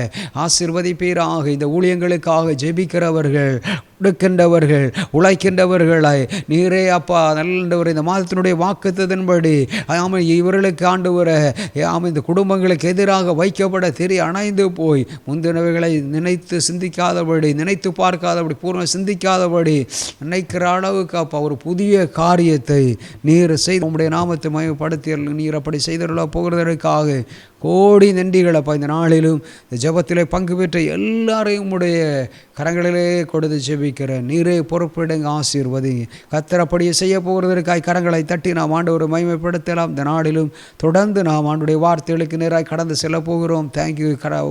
ஆண்டுடைய வார்த்தையை கொடுக்கிறது ஊழியரை கரந்தட்டி நாம் வரவேற்கலாமா? Thank you Lord. கிறிஸ்துவுக்கு அன்பான யாவரையும் இந்த நாளில் சந்திக்கிறதுல ரொம்ப சந்தோஷப்படுறேன். இன்னும் இந்த ஆன்லைன் மீட்டிங்க்கு அழைத்த நம்முடைய அருமையான எவாஞ்சலிஸ்ட் பாஸ்டர் நித்திச்சந்திரன் அவங்களுக்கும், திறப்பின் சேனை ஊழியங்களுக்கும், நம்முடைய பிரதர் எஸ்ரா ருடால்ஃப் அவங்களுக்கும் என்னுடைய நன்றியை தெரிவிச்சுக்கிறேன். ஆண்டவர் உண்மை உள்ளவர். ஆமேன். இதை பார்க்குற எல்லாரும் நான் சொல்லும்போது ஆமேன்னு சொல்லுவீங்க, நான் நம்புகிறேன், நான் விசுவாசிக்கிறேன். ஏன்னா நம்மளுடைய ஆண்டவர் உண்மை உள்ளவரும் நமக்கு நன்மைகளை மாத்திரம் செய்கிற தகப்பனாக இருக்கிறார். ஆமேன். ஹல்லேலூயா. ஸோ இன்றைக்கி ஒரு சிறிய வசனத்தை உங்கள்கிட்ட பேசணுன்னு ஆசைப்பட்றேன். ரொம்ப டைம் எடுத்துக்க விரும்பலை. ஒரு சிறிய வசனம், அதில் உங்களுக்கும் எனக்கும் தேவையான சில உண்மைகளை மாத்திரம் உங்கள்கிட்ட பேசிக்கிட்டு இந்த விஷயத்தை முடிச்சுக்கணுன்னு நான் ஆசைப்பட்றேன். அதுக்கு ஆதாரமாக நான் எடுத்துக்கொண்ட வசனம் யோவேலின் 3ஆம் அதிகாரம் அதனுடைய 28ஆம் வசனம். இந்த வசனம் சொல்கிறது, அதற்கு பின்பு நான் மாம்சமான யாவர் மேலும் என் ஆவியை ஊற்றுவேன். அப்பொழுது உங்கள் குமாரரும் உங்கள் குமாரத்திகளும் தீர்க்க தரிசனம் சொல்வார்கள். உங்கள் மூப்பர் சொப்பனங்களையும் உங்கள் வாலிபர் தரிசனங்களையும் காண்பார்கள். ஆமேன். இது நீங்கள் எல்லாருமே பார்த்த ஒரு வசனமாக இருக்கும். நிறைய இடத்துல இதை கடந்து வந்திருப்பீங்க. நிறைய விதவிதமான செய்திகள், விதவிதமான காரியங்கள் இந்த வசனத்திலூட நீங்கள் கேட்டிருப்பீங்க. நான் நம்புகிறேன், நான் விசுவாசிக்கிறேன். ஸோ இந்த வசனத்தை நான் ஏன் இன்றைக்கி எடுத்துகிட்டு வந்தேன், ஏன் இதை சுட்டி காட்டினேன் நீங்கள் என்கிட்ட கேட்கலாம். இன்றைக்கி நம்மளை சுற்றி நிறைய சபைகளிலும் நிறைய ஊழியங்களிலும் நீங்கள் பார்க்குற ஒரு விஷயம் என்னென்னா, கடைசி காலத்தை குறித்ததான காரியங்களை நிறைய பேர் பிரசங்கிச்சிட்ருக்காங்க, போதிச்சிட்ருக்காங்க. நிறைய நல்ல விஷயங்கள் அதனுடைய நம்ம கற்றுக்கிறோம், நிறைய காரியங்கள் நம்ம அறிகிறோம், நிறைய விஷயங்கள் நம்ம காதுக்கு வருது இல்லையா? நீங்கள் பார்க்கும்போது இன்றைக்கி உலகம் முழுவதுமே பைபிளை நம்புறதில் மேக்ஸிமம் அதிகமான மக்கள் இன்றைக்கி தீர்க்க தரிசனங்கள் நிறைவேறதை பற்றி பேச ஆரம்பிச்சிருக்காங்க. எப்படிப்பட்ட தீர்க்க தரிசனங்கள்? ஒரு இடத்துல ஒரு யுத்தம் வரும்போது, இப்போது நீங்கள் பார்த்தீங்கன்னா உக்ரைனுக்கும் ரஷ்யாவுக்கும் ஒரு வார் வந்தப்போ, ஒரு யுத்தம் வந்தப்போ மக்கள் என்ன சொன்னாங்க? இது வசனத்தின் நிறைவேறுதல், அதாவது யுத்தங்களையும் யுத்தத்தின் சத்தங்களையும் நீங்கள் கேட்பீர்கள் அப்படின்னு சொன்ன வசனத்தின் நிறைவேறுதல் அப்படின்னு சொன்னாங்க.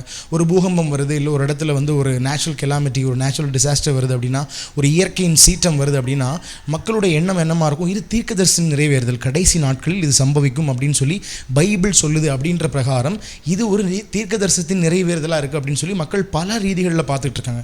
ஆனால் உங்களுக்கும் எனக்கும் நான் சொல்கிற ஒரே ஒரு விஷயம் என்னென்னா, நம்ம எல்லாரும் இதை நம்புகிறோம். ஏன்னா இதெல்லாம் நமக்கு எழுதப்பட்டிருக்கு, இதெல்லாம் நமக்கு சொல்லப்பட்டிருக்கு, காரியங்கள் எல்லாம் நிறைவேறும் என்பது பைபிள் நமக்கு உரைத்திருக்கிற உண்மையாக இருக்குது. இன்றைக்கி ஒரு யுத்தம் வரும் பொழுதும், இன்றைக்கி நம்மளை சுற்றி ஒரு இயற்கையின் சீற்றம் வரும் பொழுதும், இன்றைக்கி மக்களுடைய மனம் அதாவது இருதயம் மாறும்போது நம்ம புரிஞ்சுக்க வேண்டிய விஷயம் என்னென்னா, இது நமக்கு எப்போது சொல்லப்பட்ட ஒரு விஷயம் இல்லையா? நீங்கள் உங்கள் வாழ்க்கையில் பார்த்துருக்கும்போது நிறைய காரியங்கள் இதை குறித்து சின்ன வயசுலேருந்தே கேட்டுகிட்டு இருப்பீங்க. ஆனால் நமக்கு எல்லாம் தெரியும், இதெல்லாம் நடக்கும்னு நமக்கு தெரியும். அன்பு தணிந்து போகும்னு பைபிள் சொல்லுது, இது எல்லாமே நடக்கும்னு நமக்கு தெரியும். ஆனால் இந்த தீர்க்க தரிசனங்கள் மேல் நம்மளுடைய எண்ணங்களும், நம்முடைய வாஞ்சைகளும், நம்முடைய நோக்கங்களும், நம்ம அதை சுற்றி பார்க்குற விஷயங்களும் இன்றைக்கி பயங்கரமாக இருக்குது. அதாவது ஒரு பெரிய காரியம் நடக்கும்பொழுது இது ஆண்டவரால் ஆயிட்டு, இல்லைன்னா இது இயற்கையின் சீற்றம் வரும்போது ஆமாம் இது எங்களுக்கு எழுதப்பட்டிருக்கு அப்படின்னு நம்ம சொல்கிறோம். ஆனால் என்னுடைய சிந்தையிலும் நான் நம்புகிற சில விஷயங்களே தான் உங்கள்கிட்ட பேச விரும்புகிறேன். இந்த காரியங்களெல்லாம் ஒரு சைடு இருந்தாலும், இதை விடவும் ரொம்ப முக்கியமாக நான் பார்க்குற ஒரு தீர்க்கதரிசனம் என்னென்னா, யோவேல் தீர்க்கதரிசிக்கு ஆண்டவர் வெளிப்படுத்தினது தான். அதாவது அதற்கு பின்பு நான் மாம்சமான யாவர் மேலும் என் ஆவியை ஊற்றுவேன், அப்பொழுது உங்கள் குமாரரும் உங்கள் குமாரத்திகளும் தீர்க்கதரிசனம் சொல்வார்கள், உங்களுடைய மூப்பர் சொப்பனங்களையும் உங்கள் வாலிபர்கள் தரிசனங்களையும் காண்பார்கள். ஆண்டவர் சொன்ன இந்த ஒரு குறிப்பிட்ட தீர்க்கதரிசனத்தை நான் ரொம்ப நம்புகிறேன், ரொம்ப விசுவாசிக்கிறேன். ஏன்னா இன்றைக்கி உலகம் பல ரீதிகளில் பல காரியங்களை பேசலாம், பல காரியங்களை பார்க்கலாம், பல காரியங்களை குறித்து ஆலோசனை செய்யலாம். ஆனால் எனக்கும் உங்களுக்கும் இந்த ஒரு தீர்க்கதரிசனம் நமக்கு கொடுக்கப்பட்ட ஒரு பெரிய சுதந்திரமாக இருக்குது. ஆமேன்.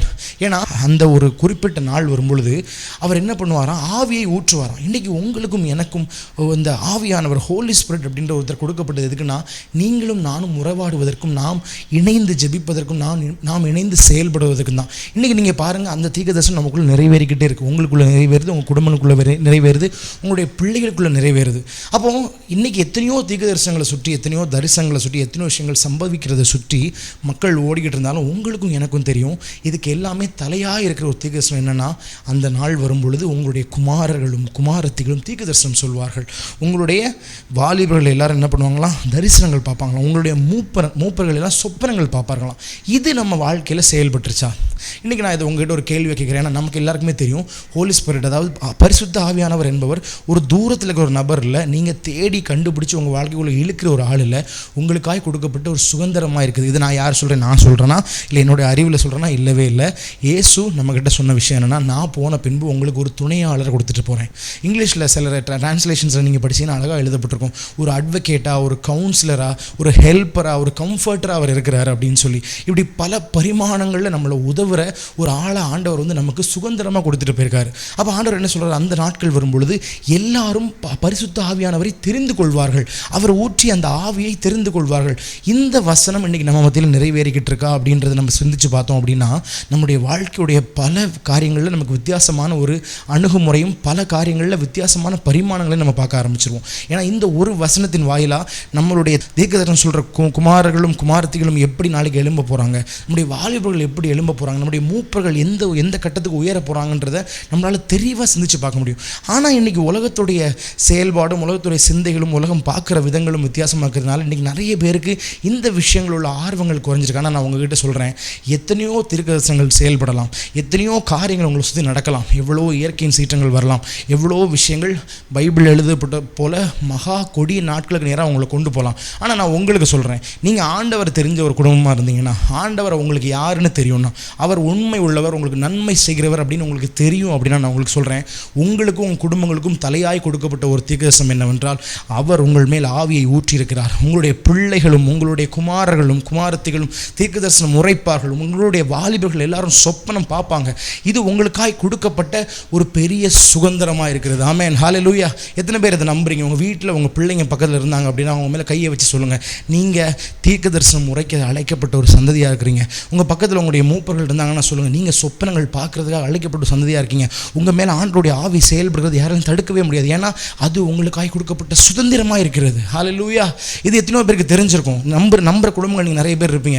ஆனால் நான் உங்களுக்கு சொல்கிறேன், இந்த விஷயத்தில் நம்மளுடைய சிந்தைகள் ஆவியானவருக்கு நேராய் திரும்பும் என்றால், ஆவியானவரை ஒரு உறவாய் நாம் எடுத்துக்கொள்வோம் என்றால், ஆவியானவருடன் நடக்க நாம் தயாராக இருப்போம் என்றால், உங்களுடைய பிள்ளைகளும் உங்களுடைய மூப்பர்களும் செயல்படுவதை யாராலும் தடுக்க முடியாது. ஹல்லேலூயா, ஆமென். அப்போ இந்த வசனம் சொல்கிற ஒரு விஷயம் என்னென்னா, இது ஒரு தலையான தீர்க்க தரிசனமாக இருக்குது. சபைக்கும் அவருடைய விசுவாசிகளுக்கும் கொடுக்கப்பட்ட ஒரு தலையான ஒரு தீர்க்க தரிசனமாக இருக்குது. ஆமென், ஹல்லேலூயா. நீங்கள் இந்த அதிகாரத்தை படிச்சீங்க, அதாவது யோவேலுடைய 2ஆம் அதிகாரத்தை நீங்கள் படிச்சீங்கன்னா, யோவேல் தீர்க்கதரிசி ஒரு குறிப்பிட்ட சந்ததியை பற்றி அவர் பேசிக்கிட்டே வர்றார். உண்மையாக சொல்லப்போனால் அவரோட அந்த அதிகாரத்துடைய கடைசி வசனத்தை பார்த்தீங்கன்னா அதில் தெளிவாக போட்டிருக்கும், அப்பொழுது கர்த்தருடைய நாமத்தை தொழுது கொள்கிறவனோ அவன் ரட்சிக்கப்படுவான். கர்த்தர் சொன்னபடி சியோன் பர்வதத்திலும் எருசலேமிலும் கர்த்தர் வரவழைக்கும் மீதியாக இருப்பவர்களிடத்தில் ரட்சிப்பு உண்டாயிருக்கும்.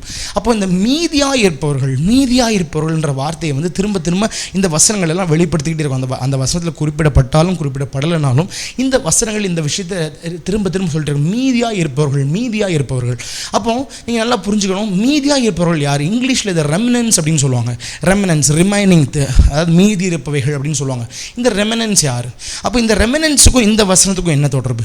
அதாவது கடைசி நாட்களில் ஆவியை ஊற்றுவேன், உங்களுடைய பிள்ளைகள் தீர்க்கதரிசனம் சொல்லுவாங்க அப்படின்னு சொல்லப்பட்ட வசனத்துக்கும் ரெமினன்ஸ் மீதியாக இருப்பவர்களுக்கும் என்ன சம்மந்தம்னு பார்த்தீங்கன்னா, இவங்களுக்கு தான் இந்த வசனம் உடனடியாக அவங்க வாழ்க்கையில் செயல்படும்.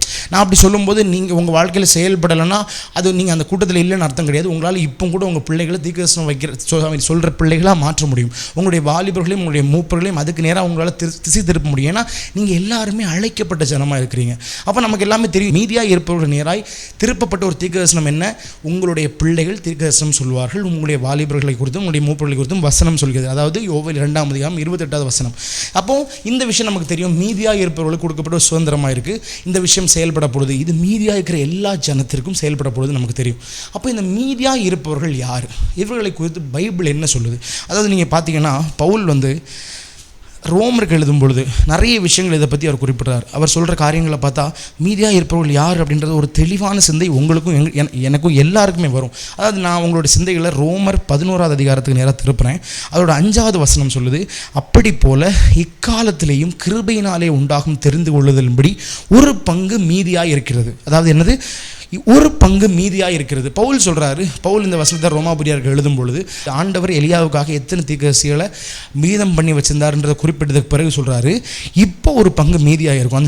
அந்த பங்கு எப்படின்னா 6வது வசனம் சொல்கிறது, அது கிருபையினாலே உண்டாயிருந்தால் கிரியைகளினாலே உண்டாயிராது. அப்படி அல்லவென்றால் கிருபையானது கிருபை அல்லவே, அன்றியும் அது கிரியைகளினாலே உண்டாயிருந்தால் அது கிருபையாயிராது. அப்படி இல்லவென்றால் கிரியையானது கிரியை அல்லவே. அப்போ பவுல் இங்கே சொல்ல வர விஷயம் என்னென்னா, ஒரு குறிப்பிட்ட ஒரு ஜெனரேஷன், ஒரு குறிப்பிட்ட ஒரு பங்கு மீதியாக இருக்கும். திரும்ப யோவேல் சொன்ன அதே வார்த்தை இங்கே வெளிப்படுது. மீதியாக இருப்பவர்களை குறித்து பவுல் இங்கே சொல்கிறார். என்ன சொல்கிறாரு? அது கிருபையாக இருக்கும், அதில் கிரியையே இருக்காது. அது அந்த கிருபையில் கிரியை இருந்தால் அது வந்து கிருபையே கிடையாது. அதே போல் அந்த கிரியையும் முழுவிதமான கிரியையாக செயல்படணும்னா அது கிரியாவே இருக்காது. ஆனால் உங்களுக்கும் எனக்கும் தெரியும், நீங்களும் நானும் இன்றைக்கி நிற்கிறது நம்மளுடைய கிரியைகளின் நிமித்தமாக அப்படின்னு நீங்கள் பார்த்தீங்கன்னா நம்மளால் நிற்கவே முடியாத ஒரு காலகட்டத்துக்குள்ளே நம்ம வைக்கப்பட்டிருக்கோம். நீங்கள் நினச்சி பாருங்கள், 2020க்கு அப்புறம் இந்த உலகம் எப்படி திரும்பி இருக்குது, இந்த உலகத்தை சுற்றி என்னென்ன காரியங்கள் எப்படி செயல்படுது, உங்களுடைய வாழ்க்கையை சுற்றி எத்தனை விஷயங்கள் மாறி இருக்குன்னு நீங்கள் நல்லா கவனித்து பார்த்தீங்கன்னா, கிரியையின் அடிப்படையில் நாம் செயல்பட்டோமானால் நம்மளால் நிற்கிறதுக்கே இங்கே சாத்தியக்கூறுகள் கம்மியான ஒரு உலகத்தில் நம்ம வாழ்ந்துட்டுருக்கோம். ஆமென். இதை நீங்கள் நம்புறீங்களா? நம்மளை சுற்றி இருக்கிற எத்தனையோ காரியங்கள், நம்மளை சுற்றி இருக்கிற எத்தனையோ விஷயங்கள் எப்படி மாறி இருக்குது, இன்றைக்கி இந்த பிரபஞ்சமே எப்படி அதுக்கு ரியாக்ட் பண்ணுது, எப்படி அதுக்கு ரெஸ்பான்ஸ் பண்ணுது. நீங்கள் பார்த்தீங்கன்னா நம்ம ஒரு கிரியையின் அடிப்படையில் வாழ்கிற ஒரு சந்ததியாக இருந்தோமானால் நம்மளால் நிற்கவே முடியாது. அப்போ பவுல் இங்கே யாரை குறித்து சொல்கிறார்? மீதி இருக்கிற ஒரு ஜனம்னு யாரை சொல்கிறாரு? ஏன்னா அன்னைக்கு இஸ்ரவேலர்கள் தேடி போன விஷயம் என்னென்னா, கிரியை நிமித்தம், கிரியையை குறித்து, கிரியையின் வழியாக இருக்கிற செயல்பாடுகள் எல்லாம் இஸ்ரவேலர்கள் தேடி போயிட்டு இருந்தாங்க. அதனால தான் யோவானில் சொல்லப்பட்டிருக்கு, நியாயப்பிரமாணமானது மோசையால் கொடுக்கப்பட்டது. இந்த நியாயப்பிரமாணத்தின் வழியாக இஸ்ரவேலர்கள் என்ன ஆகிட்டாங்க, கொடுக்கப்பட்ட நியாயப்பிரமாணம் இதை நான் ஃபாலோ பண்ணும், இது நிமித்தம் என் வாழ்க்கையை மாற்றிக்கணும்னு சொல்லி அதுக்கு பின்னாடி ஓடி போய்கிட்டே இருந்தாங்க. அதை ஃபாலோ பண்ணிட்டே இருந்தாங்க. அவங்களுடைய வாழ்க்கை கிரியின் அடிப்படையிலான வாழ்க்கையாக இருந்தது இல்லையா? ஆனால் உங்களுக்கும் எனக்கும் ஈவாய் யோவானில் எழுதப்பட்ட ஒரு வசனம் தான், அதாவது இயேசு நமக்கு கிருபையாக இந்த உலகத்தில் கொடுக்கப்பட்டார். அவருக்கு கிருபையாக இந்த உலகத்தில் வந்தார்னு வசனம் சொல்லுது. நியாயப்பிரமாணம் கொடுக்கப்பட்டு அதுக்கு அடிப்படையில் வாழ்ந்த இஸ்ரவேலரையும் சரி புறஜாதிகளையும் சரி எல்லாரையுமே மீட்கிற ஒரு பொருளாய் இயேசு கிருபையாக இந்த உலகத்தில் வந்தார். அதே மாதிரி ரோமர் 11 அதே அதிகாரத்தில் 7ஆம் வசனம் பாருங்க, அப்படியானால் இஸ்ரவேலை தேடுகிறதை அடையாமல் இருக்கிறார்கள், தெரிந்து கொள்ளப்பட்டவர்களோ அதை அடைந்திருக்கிறார்கள், மற்றவர்கள் இன்றைய தினம் வரைக்கும் கடினப்பட்டிருக்கிறார்கள். அதாவது இயேசுவை, அவர் கிருபையாய் வந்த இயேசுவை தெரிந்து கொண்டவங்களும் அவரை ஏற்றுக்கொண்டவர்களும் அதை அடைந்திருக்கிறார்கள். இந்த ஒரு குறிப்பிட்ட சந்ததி தான் அந்த மீதம் இருக்கிற சந்ததி. அதாவது கிரியையின் அடிப்படையில் செயல்படாமல் நியாயப்பிரமாணத்தின் நிறைவேற்றலை இவங்க நிறைவேற்றாமல் இயேசு நிறைவேற்றின நியாயப்பிரமாணத்தின் வழியாய், அதாவது அவர் கிருபையாய் வந்து எனக்கு நிறைவேற்றின இந்த நியாயப்பிரமாணத்தின் வழியாய் கிரியையில் செயல்படாமல் அவருடைய கிருபையை சார்ந்து, அவருடைய தன்மையை சார்ந்து, அவருடைய மனதை சார்ந்து, அவருடைய சாயலை சார்ந்து, அவர் எனக்கு நல்கின, அவர் எனக்கு கொடுத்த அந்த ஒரு ஹோலி ஸ்பிரிட், ஒரு பரிசுத்த ஆவியானவரை சார்ந்து வாழ்கிற ஒரு சந்ததி தான் பவுல் இங்கே என்ன சொல்கிறாரு, ஒரு பங்கு இங்கே மீதியாக இருக்கிறது. இதை யோவேல் சொல்லும்போது சொல்கிறாரு, மீதியாக இருக்கிற ஒரு ஜனம். அப்போ இன்றைக்கி நீங்களும் நானும் மீதியாக இருக்கிற ஜனமாக இருக்குமா, இல்லை இந்த உலகத்தில் இருக்கிற மற்ற மார்க்கங்கள் மாதிரியே இருக்கலாமா? நமக்கு இன்றைக்கி நீங்களும் நானும் இயேசுவை அறிந்தது எந்த ஒரு காரணத்துக்காக, நான் இங்கே ஒரு நல்ல வாழ்க்கையை வாழணும், அதை நான் ஓடணும், ஓடி முடித்து பரலோகம் போகணும் அப்படின்ற மாற்றத்துக்கு நான் இங்கே அழைக்கப்பட்டிருந்தேன், நீங்கள் தெரிந்து கொள்ளப்பட்டிருந்தீங்க அப்படின்னு பார்த்தீங்கன்னா நீங்களும் அந்த மார்க்கத்தில் வாழ்கிற ஜனங்கள் மாதிரி. ஆனால் உங்களுக்கும் எனக்கும் இந்த மீதியாய் கொடுக்கப்பட்ட இந்த ஒரு பங்கில் இடம் இருக்கிறதுக்கான காரணம் என்னென்னா, நீங்களும் நானும் அழைக்கப்பட்டது ஒரு மேலான அழைப்பு, நீங்களும் நானும் தெரிந்து கொள்ளப்பட்டது மேலான மகிமையை நோக்கி. நீங்களும் நானும் வெளிப்படும் பொழுது உங்களை மாத்திரம் இல்லை, என்ன மாத்திரம் இல்லை, இந்த உலகம் நாம் செயல்படுவதையும் நமக்குள்ளாய் இயேசு செயல்படுவதையும் பார்க்கறதுக்கு காத்திருக்குதான். இந்த ஜனம், இந்த மீதியாக இருக்கிற ஜனம் எழும்பும் என்று உலகம் காத்திருக்குதான். இதுதான் வசனம் சொல்லுது, சர்வ சிருஷ்டியும் தேவகுமார்கள் வெளிப்படுவதற்காக காத்திருக்குது. நீங்களும் நானும் மீதியாய் வைக்கப்பட்டது எதுக்குன்னா, நீங்களும் நானும் வெளிப்படுறதுக்காக இந்த உலகம் காத்திருக்குதான். இதைத்தான் யோவேல் எழுதியிருக்காரு, அந்த நாட்களில் மாம்சமான யாவர் மேலும் இந்த ஆவி ஊற்றப்படும், ஆனால் மீதியாக இருக்கிற ஜனம், இயேசுவை தெரிந்து கொண்ட ஜனம், கிரியையில் செயல்படாமல் அவருடைய கிருபையை சார்ந்து வாழ்கிற பரிசுத்த ஆவியானவருடன் உறவாடுகிற அந்த ஜனத்துக்கு என்ன ஆகுமா, அந்த ஜனத்துடைய பிள்ளைகள் தீர்க்கதரிசனம் உரைப்பார்களாம். அவருடைய குடும்பங்கள் உள்ள வாலிபர்களும் அவருடைய மூப்பர்களும் சொப்பனங்களும் தரிசனங்களுமாய் அவர்கள் செயல்பட ஆரம்பிப்பாங்களாம். இவங்க செயல்பட ஆரம்பிக்கும்போது என்ன ஆகும், இந்த உலகத்தை சுற்றி இருக்கிறவங்களுக்கெல்லாம் இவன் வாழ்க்கையை பாரு, இவனுக்கு முன்னாடி வர்றதெல்லாம் இவன் ஈஸியாக கடந்து போயிடறான், இவனுக்கு அடுத்து என்ன நடக்க போகுதுன்றத வாழ்க்கையில் யாருமே சொல்லாமல் இவனுக்கு தெரிய வருது, இவன் வாழ்க்கை கடினமாக இருந்த வாழ்க்கை இன்னைக்கு இவ்வளோ ஈஸியாக மாற்றிட்டான் அப்படின்னு சொல்லி ஆச்சரியப்படுவதும், அவர்கள் நீங்கள் எதன் வழியாக அதை செயல்படுறது படுறீங்க அப்படின்றத அவங்க புரிஞ்சுக்கிட்டாங்கன்னா போதும், நீங்கள் இயேசு அவங்களுக்கு நீ கொடுக்குற ஒரு ஜனமாக நீங்கள் இருக்கீங்க. நம்மளுடைய அழைப்பு, மேலான அழைப்பு எதை நோக்கி நம்மளை கொண்டு போயிட்டுருக்கு? நம்ம வாழ்கிற சுகமான வாழ்க்கை மாத்திரம் தானா, இல்லை நம்ம இந்த வாழ்க்கையில் நம்ம அடுத்தடுத்த கட்டங்களை பார்ப்போன்ற காரியம் மாத்திரம் தானா? இல்லவே இல்லை. நீங்களும் நானும் இயேசுவை இந்த உலகத்துக்கு கொடுக்க வந்தவர்கள். ஆமேன். நம்ம தெரிந்து கொள்ளப்பட்டது அதுக்காகத்தான். கடைசி காலங்கள் அன்பு தணிந்து போகும்னு வசனம் சொல்லுதுன்னா, உங்களுக்கும் எனக்கும் இயேசுவை தணிந்து போகிற இடங்களில் கொடுக்கறது அழைப்பாகவே வைக்கப்பட்டிருக்கு. ஆமேன். இது நம்புறீங்களா, விசுவாசிக்கிறீங்களா? ஒருவேளை நம்மளுடைய வாழ்க்கையில் நம்ம எத்தனையோ விஷயங்களை பார்த்து இன்னைக்கு ஒடுங்கி போயிருக்கலாம், இன்னைக்கு பயந்து போயிருக்கலாம். ஆனால் உங்களுக்கு இயேசுவை தெரியும், பயத்தில் இருக்கலாம். இல்லை உங்களுடைய எதிர்காலத்தை குறித்தான பயம் இருக்கலாம். ஒருவேளை இன்னைக்கு நீங்கள் உங்கள் வாழ்க்கையில் சில கஷ்டமான சூழ்நிலைக்குள்ளே நீங்கள் போகிற ஒரு ஜனமாக இருக்கலாம். உங்கள் குடும்பத்தை சுற்றி நிறைய கேள்விகள், நிறைய கேலிகள், நிறைய சேலஞ்சஸ், அதாவது நிறைய சவால்கள் இருக்கலாம். உங்களுடைய எதிர்காலத்தை குறித்தான பயங்கள் உங்களுக்குள்ளே இருக்கலாம். உங்கள் பிள்ளைகளின் எதிர்காலத்தை குறித்தான ஒரு நெருடல் உங்களுக்குள்ளே இருக்கலாம். அன்றைக்கி நான் உங்களை பார்த்து சொல்கிறேன், நீங்கள் மீதியாக இருக்கிற ஒரு ஜனத்தின் பாகமாக இருக்கிறீர்கள். உங்களுடைய வாழ்க்கைகள் எல்லாம் அந்த ஒரு ரெமினன்ட் ஜென்ரேஷனுக்குள்ளே இருக்குதான். வசனம் தான் உங்களை பார்த்து சொல்லுது, நான் உங்களை சொல்லலை. இது ஆண்டவர் உங்களை பார்த்து சொல்கிற விஷயம், வசனம் உங்களை பார்த்து சொல்கிற விஷயம். நீங்கள் மீதியாக இருக்கிற அந்த ஜனத்தின் ஒரு பங்காக இருக்கிறீர்கள்னு சொல்லி வசனம் உங்களை பார்த்து சொல்லுது. இன்றைக்கி நம்ம வாழ்க்கையில் நிறைய நேரங்களில் கிரிகளில் செயல்படாமல் அவருடைய கிருபையை சார்ந்து நம்ம வாழும்போது நம்ம வாழ்க்கை எப்படி மாறிட்டு இருக்குன்னா, நம்ம அந்த மீதியாக இருக்கிற ஜனத்துக்கு ஒப்பான ஒரு வாழ்க்கையை நம்ம வாழ்ந்துட்டு இருக்கோம்னு அர்த்தம். இந்த ஜனம் என்ன பண்ணும்? அவரை வெளிப்படுத்தும், அவருடைய மகிமையை வெளிப்படுத்தும். அவர் கொண்டு வருகிற காரியங்களை எப்படி அது பரலோகத்தில் செய்யப்படுதோ அதே போல் அது பூமியிலும் செய்ய வைக்கும். ராஜ்யத்தை பூமியில் நிலைநிறுத்தும். இதுதான் இந்த மீதியாக இருக்கிற ஜனத்திற்கு கொடுக்கப்பட்ட பெரிய ஒரு பங்காகவும் பெரிய ஒரு பொறுப்பாகவும் இருக்குது. அப்போ நான் உங்களை பார்த்து இன்றைக்கி சொன்னேன், நீங்கள் மீதியாக இருக்கிற ஒரு ஜனம், உங்களுக்கு மேலே ஆவி ஊற்றப்பட்டிருக்குது, உங்களுக்குள்ள அவருடைய ஆவியின் செயல்பாடு இருக்குது. ஆவியானவர் உங்களுக்கு ஒரு கம்ஃபர்டராக, ஒரு கவுன்சிலராக, உங்களுக்குள்ள இந்த செயல்படுகிற ஒரு பங்காய், அவர் உங்களை வாழ வைக்கிற ஒரு ஜனமாக உங்களுக்குள்ளே இருக்கான்னு நான் சொல்லிட்டு இருந்தேன். அதனால் அதன் விளைவாய் உங்களுடைய பிள்ளைகளுடைய வாழ்க்கைகள், உங்களுடைய மூப்பர்களின் வாழ்க்கை, உங்களுடைய வாலிபர்களின் வாழ்க்கைகள்லாம் எப்படி மாறுதுன்னு நான் சொல்லிட்டு இருந்தேன். அப்போ இந்த ஜனத்திற்கு இது ஒரு நிறைவேற போகிற ஒரு தீர்க்க தரிசனமாக இருக்குது இல்லையா? நீங்கள் மீதியாக இருக்கிறீங்க, உங்களுக்குள்ள அவருடைய செயல்பாடு அதிகமாக இருக்குது, உங்களுக்குள்ள கிரியைகளோட செயல்பாடே இல்லை, கிருபையின் செயல்பாடு அதிகமாக இருக்குது. கிருபையை சார்ந்த வாழ்க்கை, ஆவியானவரை சார்ந்த ஒரு உறவின் வாழ்க்கை நீங்கள் வாழும் பொழுது நீங்கள் மீதியாக இருக்கிற ஒரு ஜனமாக இருக்கீங்க. அப்படி தானே? அதுதான் பைபிள் உங்களுக்கு சொல்லுது. அப்போ யோவேல் 2:28 இந்த வசனம் இப்படி உங்களுக்கு கொடுக்கப்பட்டிருக்கு, உங்களை குறித்தான ஒரு தீர்க்க தரிசனம். இன்றைக்கி நீங்கள் உங்கள் பிள்ளைகளை பார்த்து சொல்லிக்கலாம், இது நமக்கு கொடுக்கப்பட்ட ஒரு தீர்க்க தரிசனம், இது நம்மளுடைய குடும்பத்துக்கு கொடுக்கப்பட்ட ஒரு தீர்க்க தரிசனம், இது நமக்கு மேலே செயல்பட போகிற, இது நமக்கு மேலே வெளியாகிற ஒரு தீர்க்க தரிசனமாக இருக்குது. நீங்கள் உங்கள் குடும்பத்தை பார்த்து பேசிக்கலாம். அப்போ இப்படிப்பட்ட ஒரு ஜனத்தை, இப்படிப்பட்ட மீதம் வைக்கப்பட்ட மீதியாக இருக்கிற, அதாவது ரெமனன்ட் ஜென்ரேஷன், இப்படிப்பட்ட ஒரு காலகட்டத்தில் இப்படிப்பட்ட ஒரு வாழ்க்கை உள்ள போகும் நமக்கு தெரியும். இது நம்ம மேலே வைக்கிட்ட ஒரு தலையான ஒரு தீர்க்க தரிசனமாக இருக்குது. ஆனால் இந்த ஒரு தலையான தீர்க்க தரிசனம் நிறைவேற வேண்டும் என்றால் உங்களுக்குள்ள இன்னொரு காரியம் 100% செய்து முடிக்க வேண்டிய கட்டாயத்தில் ராஜ்யம் வைக்கப்பட்டிருக்கு. நீங்கள் இல்லை, நான் இல்லை, ராஜ்யம் இதை செயல்படுத்தி ஆகணும். இந்த ஒரு தலையாக இருக்கிற இந்த தீர்க்க தரிசனம் செயல்படணும்னா அதுக்கு முன்னாடி ஒரு காரியத்தை ராஜ்யம் உங்களுக்குள்ளாய் செயல்படுத்தணும். ஆண்டவர் உங்களுக்குள்ளாய் செயல்படுத்தணும்னு விருப்பப்படுறாரு. அது வேற ஒன்றில் நீங்கள் வாசிங்க. யோவேல் 2:25 வசனத்தை நான் உங்களுக்காக வாசிக்கிறேன். நான் உங்களிடத்தில் அனுப்பின என் பெரிய சேனை ஆகிய வெட்டுக்கிளிகளும் பச்சை கிளிகளும் முசுக்கட்டை பூச்சிகளும் பச்சை புழுக்களும் பட்சித்த வருஷங்களின் விளைவை உங்களுக்கு திரும்ப அளிப்பேன். ஹல்லேலூயா, ஆமென்.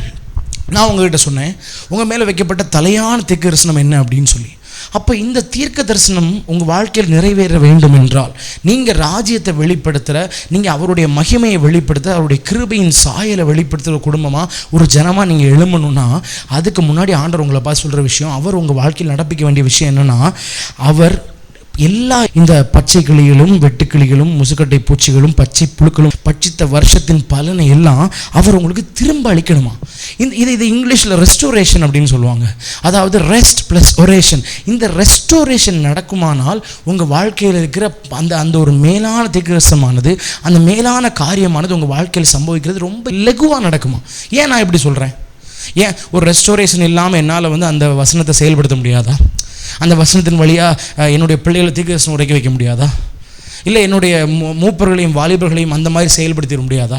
ஒருவேளை திருப்பி கொண்டாதான் என்னால் அப்படி வர முடியுமான்னு நீங்கள் கேட்டிங்கன்னா, நீங்கள் திருப்பி கொண்டீங்க அப்படின்னா இந்த விஷயம் உங்களுக்குள்ளே செயல்படும்போது உங்களுக்குள்ள ஒரு மன நிறைவு இருக்கும், உங்களுக்குள்ள பரிபூரணம் இருக்கும். உங்களுக்குள்ள உங்கள் வாழ்க்கையில் எல்லா பகுதிகளிலும் அவரை நீங்கள் பார்க்காத ஒரு பகுதி கூட உங்கள் வாழ்க்கையில் இல்லாமலே இருக்காது.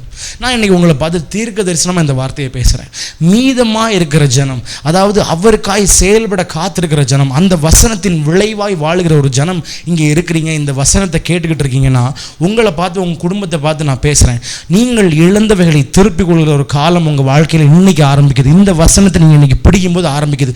இதுக்கு ஆம் என்றும் ஆமேன் என்றும் பதில் சொல்பவர்களுக்கு திருப்பிக் கொள்கிற ஒரு காலகட்டத்தை ஆண்டவர் இன்று கட்டளையிடுகிறார். தி டே ஆஃப் ரெஸ்டோரேஷன். நான் சொல்கிறேன், இந்த சீசன் உங்கள் வாழ்க்கையில் ஒரு ரெஸ்டோரேஷன் சீசனாக மாறுது. எப்படிப்பட்ட ரெஸ்டோரேஷன் சீசனாக மாறுது? சாதாரண ரெஸ்டோரேஷன். மனிதனுடைய மனக்கண்களில் பார்த்தீங்கன்னா எப்படி இருக்கும்னா, நான் ஒரு விஷயத்தை இழந்தேன், ஆண்டவர் எனக்கு அதை திருப்பி கொடுத்தாருன்னா அது ரெஸ்டோரேஷன். அதான் ரெஸ்டோரேஷனா? இல்லை அதுதான் திருப்பி கொள்றதா? நான் இழந்த ஒருவேளை என்னுடைய பிஸ்னஸை சில விஷயத்தை நான் இழந்திருப்பேன், அதை நான் திருப்பிக்கிட்டேன்னா அது ரெஸ்டோரேஷனா? அது திருப்பி கொள்ளுதலா? நீ அடுத்த வசனத்தை படிங்க.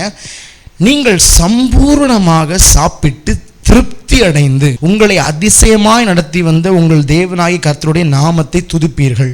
நீங்கள் சம்பூர்ணமாய் சாப்பிட்டு திருப்தி அடைந்து. ஒருவேளை நான் இழந்த விஷயம் எனக்கு சம்பூர்ணம் தராத ஒரு விஷயமா இருந்திருக்கலாம், ஒருவேளை என்னை திருப்திப்படுத்தாத ஒரு விஷயமா கூட இருந்திருக்கலாம். அதை இழந்திருந்தால் கூட, நீங்கள் அதை இழந்திருந்தீங்கன்னா கூட ஆண்டவர் இந்த வசனத்தை உங்கள் வாழ்க்கையில் செயல்படுத்தும் போது, இந்த வாக்குத்தத்தத்தை உங்கள் வாழ்க்கையில் செயல்படுத்தும் போது அவர் சொல்கிறாரு, நீங்கள் சம்பூர்ணமாய் சாப்பிட்டு திருப்தி அடைவீர்கள். ஹல்லேலூயா, ஆமென். உங்கள் பிஸ்னஸில் சில விஷயத்தை இழந்து இந்த வீடியோவை பார்க்குற ஒரு ஃபேமிலிக்கு மேலே நான் ப்ராஃபஸி பண்ணிகிட்ருக்கேன், நான் தீர்க்கதரிசனமாக சொல்லிகிட்ருக்கேன். நீங்கள் உடைந்து போய் சில விஷயங்கள் செயல்படாமல் கையிலேருந்து நீங்கி போயிருக்கிற ஒரு கட்டத்திலேருந்து ஆண்டவர் உங்களை பார்த்து பேசுகிற வார்த்தை என்னென்னா, நீங்கள் திருப்பிக் கொள்கிற காலகட்டத்துக்குள்ளே வந்திருக்கீங்க. நீங்கள் இழந்தவைகளை பார்க்கிலும் சம்பூரணமாய் சாப்பிட்டு நீங்கள் திருப்தி அடைகிற ஒரு காலகட்டம் இன்றைக்கி உங்கள் மேலே ஓப்பன் ஆகுது. இதை நீங்கள் பார்க்கும் பொழுது, இந்த வசனத்தை நீங்கள் எடுத்துக்கொள்ளும் போது நீங்கள் உணர வேண்டியது என்னென்னா, நானும் என் ஜனமும் மீதியாக இருக்கிற ஒரு கூட்டமாக இருக்கிறதுனால, நாங்கள் கிரியையில் வாழாமல் கிருபையில் வாழ்கிறவங்களாக இருக்கிறதுனால எங்கள் வாழ்க்கையில் ஒரு விஷயம் செயல்படும், நான் திருப்பிக் கொள்வேன், நான் சகலவற்றையும் திருப்பிக் கொள்வேன். நீங்கள் தான் நீங்கள் உங்கள் ஃபேமிலியை பார்த்து பேசணும். உங்கள் பிள்ளைங்க பக்கத்தில் உட்காந்தாங்க, உங்கள் ரெண்டு பிள்ளைங்க மேலே தலையை கை வச்சு நீங்கள் சொல்லுங்கள், அப்போ நாங்கள் சகலவற்றையும் திருப்பிக் கொள்கிற காலகட்டத்துக்குள்ளே வந்திருக்கோம் தகப்பனே. நான் என்னத்தை இழந்தனோ அதனுடைய ஸ்டாண்டர்டில் நான் திருப்பிக் கொள்ள போகிறதே கிடையாது. நான் இழந்த அந்த ஒரு லெவலில் திருப்பிக் கொள்ள போகிறதே கிடையாது. வசனம் என்ன பார்த்து சொல்லுது, சம்பூரணமாய் சாப்பிட்டு நான் திருப்தி அடைவேன். நான் அப்படி தான் ஆண்டவரை துதிப்பேனே தவிர எனக்கு இழந்தது கிடச்சிச்சு நான் துதிக்க போகிற வாழ்க்கை உங்களுக்கும் எனக்கும் அனுமதிக்கப்படவே இல்லை. இது சிலரோட வாழ்க்கையில் இன்றைக்கி ஒரு தீர்க்க தரிசனமாக மாறுது. இந்த வீடியோவை நீங்கள் பார்க்கும்போது ஐ எம் டெல்லிங் யூ, நீங்கள் இழந்த சில விஷயங்களை சம்பூரணமாய் மீட்டு அதில் திருப்தி அடைவீர்கள். இது உங்களுடைய திருப்பிக் கொள்வதின் காலமாக இருக்குது. ஆமென், ஹல்லேலூயா. எத்தனை பேர் இதை நம்புறீங்க? எத்தனை பேர் இதை விசுவாசிக்கிறீங்க? நீங்கள் திருப்பிக் கொள்வது உங்களுடைய காரியங்களுக்காகவும் நீங்கள் இழந்த விஷயங்களுக்காக மாத்திரம் இல்லை, இது பரலோகத்தின் நீதியாக இருக்கிறது, இது ராஜ்யத்தின் நீதியாக இருக்கிறது. என்னைக்கு நீங்களும் உங்களுடைய குடும்பங்களும் திருப்பிக் கொள்கிற ஒரு வாழ்க்கைக்குள்ளே நீங்கள் கால் எடுத்து வைக்கிறீங்களோ அன்னைக்கு ஆண்டவர் ரெடியாக இருப்பார். இவனுக்கு இந்த நேரத்தில் எல்லாத்தையும் செயல்படுத்திடலாம், இவனை சுற்றி எல்லா ப்ராஜெக்டையும் சக்ஸஸ் பண்ணிடலாம், இவனை சுற்றி கொடுக்குற எல்லா காரியத்திலும் மேன்மையும் நன்மையும் கொடுக்க ஆரம்பிச்சலான்னு ராஜ்யம் உங்களுக்காக தயாராக இருக்கிறது. ஹல்லேலூயா. நிறைய பேர் நம்ம வாழ்க்கையில் பார்ப்போம், நான் ஒரு இழந்த விஷயத்தை, இந்த வசனத்தை நீங்கள் நிறைய பேர் நிறைய இடத்துல கேட்டிருப்பீங்க. நான் திருப்பிக் கொள்ள போகிறேன், ரெஸ்டோரேஷன் வரப்போகுது, எனக்கு திருப்பிக் கொள்வது என் வாழ்க்கையாக இருக்குன்னு நீங்கள் நிறைய இடத்துல வசனத்தை கேட்டிருப்பீங்க. ஆனால் நான் உங்களை பார்த்து சொல்கிறேன், இது வரைக்கும் உங்களுடைய மைண்ட் செட் எப்படி இருக்குன்னா, நான் ஒரு விஷயத்தை இழந்தேன் அது திரும்ப வரப்போகிறது இல்லவே இல்லை. நீங்கள் ஒரு வேளை இன்றைக்கி உங்களுடைய ஹெல்த்தை, உங்களுடைய ஆரோக்கியத்தை இழந்து சில தேவையில்லாத ஒரு வியாதியின் கஷ்டத்தில் நீங்கள் இருந்தீங்கன்னா நான் உங்களை பார்த்து சொல்கிறேன், அந்த வியாதி உங்களை விட்டு நீங்கி போகிறதில்ல உங்கள் திருப்பிக் கொள்ளுதல். நீங்கள் ரெஸ்டோர் ஆகும்போது அந்த வியாதி உங்களை விட்டு திரும்பி கொண்டு போகிறது இல்லவே இல்லை. உங்கள் ரெஸ்டோரேஷன் என்ன, உங்க திருப்பிக் கொள்ளுதல் என்னன்னா, நீங்க பிறக்கும் போது உங்க வாழ்க்கைக்குள்ள என்ன ஒரு ஆரோக்கியம் இருந்துச்சோ, ஆண்டவர் உங்களை பேர் சொல்லி அழைச்சப்போ உங்களுக்குள்ள எந்த ஒரு ஆரோக்கியத்தை அவர் வச்சாரோ அந்த நிலைமைக்கு உங்களுடைய சரீரங்கள் திருப்பிக் கொள்ளப்படுதல் தான் இந்த ரெஸ்டோரேஷன். இந்த ரெஸ்டோரேஷன் ஆனது நீங்க இழந்த உங்களுடைய ஒரு லிவரை மீட்டுறது இல்லை, உங்களுடைய ஒரு கிட்னி செயல்படாமல் இருக்குல்ல அதை செயல்படுத்துறது இல்லை, உங்களுடைய யூட்ரஸ்ல ஒரு பிரச்சனை இல்லை அதை சரி செய்யறது இல்லை. இந்த ரெஸ்டோரேஷன் உங்களுக்கு எந்த ஒரு ஆரோக்கியத்தை வைத்து உங்களை பூமிக்குள் அவர் அழைத்தாரோ, உங்களை பூமிக்குள் வைத்தாரோ அந்த ஒரு நிலைக்கு உங்களுடைய சரீரத்தை திருப்பி கொண்டு போகிறது அவருடைய ரெஸ்டோரேஷன். அவர் திருப்பி கொள்ள செய்யும் பொழுது, அவர் உங்களுக்கு திருப்பி சில காரியங்களை கொடுக்கும் பொழுது, உங்கள் ஸ்டாண்டர்ட்லேருந்து உங்கள் லெவல்லேருந்து கொடுக்குற ஆண்டவரே கிடையாதுங்க அவர். நீங்கள் அப்படி ஒரு ஆண்டவரை பார்த்துருந்தீங்கன்னா நீங்கள் மீதியான ஜனமே கிடையாது, நீங்கள் வேறு ஏதோ கேட்டீங்க. ஆனால் நான் இன்றைக்கி பேசுகிற சிலரை பார்த்து பேசிகிட்டு இருக்கேன், நீங்கள் மீதியாக இருப்பவர்களாக இருக்கிறபடினால் நீங்கள் கிரியையில் வாழாமல், இஸ்ரவேலரை போல் கிரியையில் வாழாமல், நீங்கள் தெரிந்து கொள்ளப்பட்டவர்களைப் போல் கிருபையை சார்ந்து வாழ்வதனாலும், நீங்கள் பரிசுத்த ஆவியானவரின் உறவில் வாழ்வதனாலும் நான் உங்களை பார்த்து பேசிகிட்டு இருக்கேன். உங்கள் ரெஸ்டோரேஷன் வரும்போது நீங்கள் இழந்த கிட்னி மட்டும் வர்றதில்ல உங்கள் ரெஸ்டோரேஷன், நீங்கள் இழந்த ஒரு பிஸ்னஸ் வர்றது மாத்திரம் இல்லை உங்கள் ரெஸ்டோரேஷன், நீங்கள் இழந்த உங்கள் சமாதானம் மாத்திரம் வர்றதில்ல உங்கள் ரெஸ்டோரேஷன். உங்கள் ரெஸ்டோரேஷன் நீங்கள் திருப்பிக் கொள்கிற காலம் வரும் பொழுது உங்களுக்கு சம்பூர்ணமான காரியங்கள், உங்களுக்கு மேன்மையான காரியங்கள் உங்கள் வாழ்க்கையில், உங்களுடைய அலங்கங்களில், உங்களுடைய வீடுகளை விசாரிக்கும் பொழுது நீங்கள் குறைவை காணாத ஒரு காலகட்டம் இயேசுவின் நாமத்தினால் உங்கள் மேலே திறக்குது. இது இன்னைக்கு சிலர் மேலே தீர்க்க தரிசனமாக அந்தபடியே செயல்படுற ஒரு காலகட்டமாக இருக்குது. அப்போ இயேசுவின் நாமத்தினால சில குடும்பங்களை நான் பார்த்து பேசுகிறேன் சப்பா, அவங்க உடைஞ்சிருக்கிற சில சூழ்நிலைக்குள்ள அது திரும்ப செட் ஆகிற, அது திரும்ப சரியாகிற விஷயம் இல்லை. அவங்களுக்கு பரிபூரண சமாதானம் இயேசுவின் நாமத்தினால, சம்பூர்ணமான சமாதானம் இயேசுவின் நாமத்தினால. ஒருவேளை உடைந்து போன ஊழியங்கள் இருந்துச்சுன்னா இன்னைக்கு அந்த ஊழியர்களை பார்த்து நான் பேசுகிறேன் இயேசுவின் நாமத்தினால. சம்பூரணத்தை பார்க்குற ஒரு சீசன் இயேசுவின் நாமத்தினால உங்கள் மேலே திறக்குது. உங்கள் ஊழிய கதவுகளை நீங்கள் இனி திறக்கும் போது நீங்கள் மகிமையின் மேல் மகிமையை காணப்போகிறீர்கள் இயேசுவின் நாமத்தினால. அப்போ சில குடும்பங்கள் இன்னைக்கு உடைந்து போயிருந்தாங்கன்னா, கடனில் கஷ்டப்பட்டு இருந்தாங்கன்னா, நான் உங்களை பார்த்து பேசுகிறேன், நீங்கள் கடனை மாற்றுறது மாத்திரம் இல்லை, ஆண்டவர் உங்களுக்கு வச்ச அழைப்பு அது இல்லை ரெஸ்டோரேஷன், அது இல்லை திருப்பிக் கொள்ளுதல். உங்களை சம்பூர்ணமான செழிப்புக்குள்ளாய் உட்படுத்துகிறதா அவர் வச்சிருக்க ரெஸ்டோரேஷன், அவர் வச்சுக்க திருப்பிக் கொள்ளுதல் அப்படின்றது. நீங்கள் ஒரு விஷயத்தை இழந்தீங்க, அதை திரும்ப கொண்டு போய் அந்த பிளேஸில் வைக்கிறது இல்லவே இல்லை. என்னைக்கு நீங்கள் மீதியாக இருப்பதை நீங்கள் உணர்ந்தீர்களோ, என்னைக்கு நீங்கள் உங்களுக்குள் அந்த பரிசுத்த ஆவியானவரின் செயல்பாடுகள் இருக்குது, அது அந்த உறவு இருக்குது நீங்கள் உணர்ந்தீங்களோ, உங்களுடைய சகல காரியங்களிலும் சம்பூர்ணத்தையும் திருப்தி அடைதலும் உட்பூர்த்தி அதன்படி செயல்படுறது தான் ஆண்டவருடைய தரிசனமாகவே இருக்குது. ஹல்லேலூயா. லா ரபோ ஷாகா சாலா ராமா நாராதா. நம்மளுடைய எண்ணங்கள் வித்தியாசம், நம்மளுடைய திட்டங்கள் வித்தியாசம், நம்ம பார்க்குற காரியங்கள் வித்தியாசம்.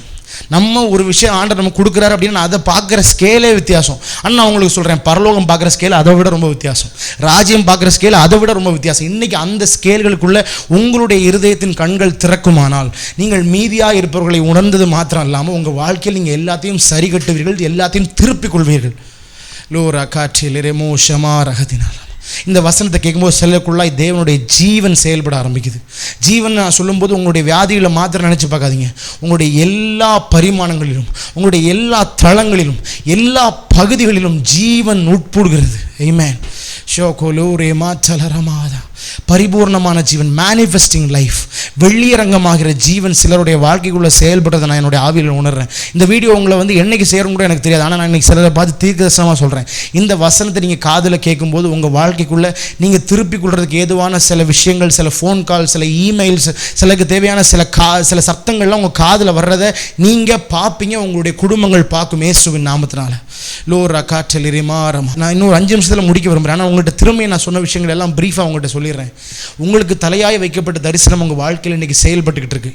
நீங்கள் ஒரு மீதியாக ஒரு ஜனமாக தான் நீங்கள் மாறி வாழ்ந்துக்கிட்டு இருக்கீங்க. உங்களுக்குள்ள ஹோலி ஸ்பிரிட், ஆவியானவரின் அசைவாடுதல் இருக்குது. அவர் உங்களுக்கு இணங்கி வாழ்கிறாரு. அவர் நீங்கள் சொல்கிறது எல்லாத்தையும் அக்செப்ட் பண்ணிக்கிறாரு, உங்களை ஏற்றுக்கொண்டார். நான் இதெல்லாம் நம்புகிறேன், நான் விசுவாசிக்கிறேன்.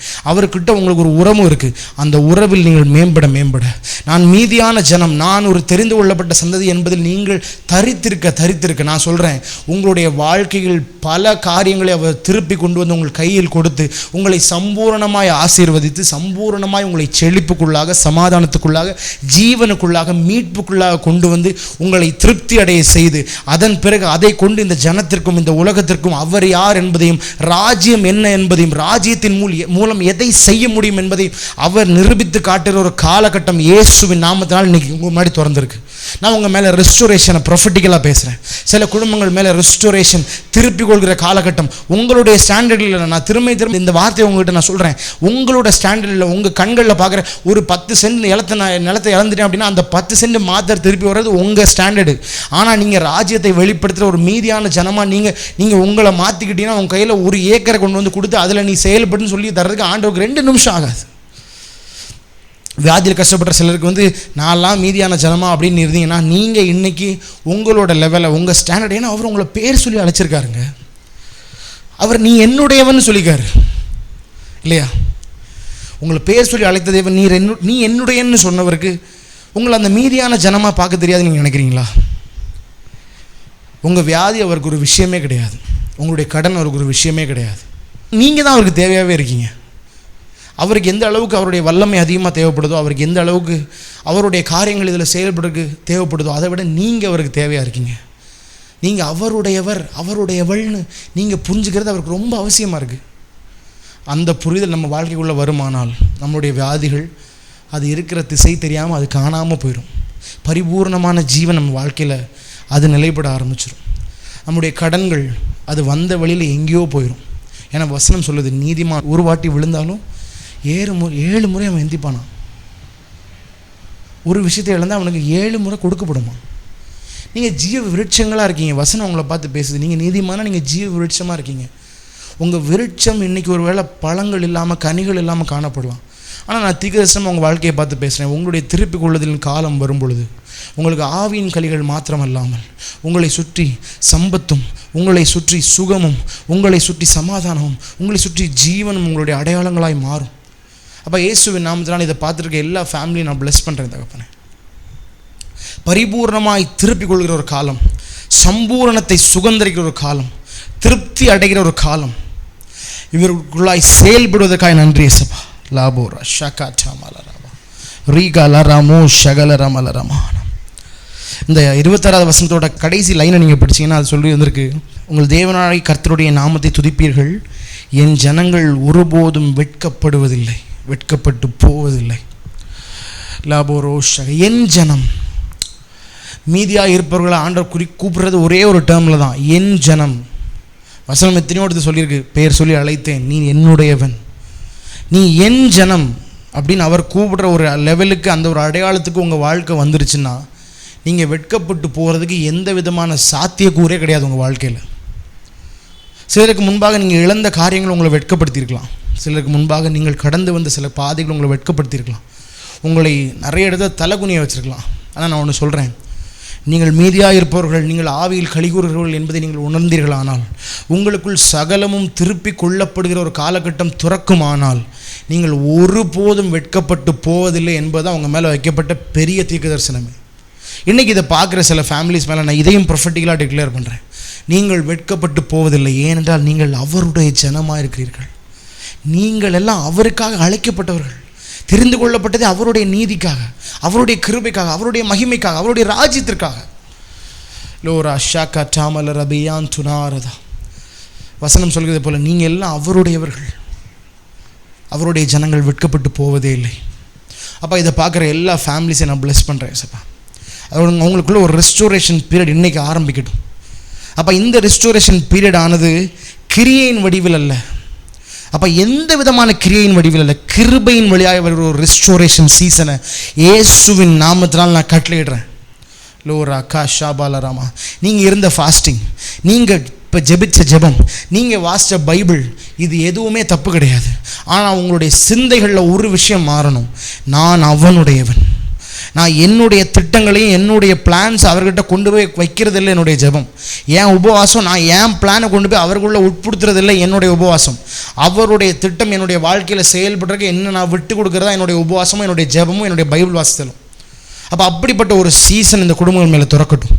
இவருடைய கண்களுடைய மனக்கண்கள் திறப்பதாக, எதை பார்க்க வேண்டும், எதை சிந்திக்க வேண்டும், எதை யோசிக்க வேண்டும், எதற்குள்ளாய் செயல்பட வேண்டும் என்பதை தெரிந்து அதன்படி செயல்படுகிற ஒரு தெளிவான ஒரு விஸ்டம், ஒரு ஞானத்தை இந்த குடும்பங்கள் மேலே பேசுகிறேன் சபா. இவங்க இருக்கிற ஃபாஸ்டிங் அது நன்மைக்கு எதுவாய் திரும்பட்டும். இவங்களுடைய ஜெபங்கள் அது நன்மைக்கு எதுவாய் திரும்பட்டும்.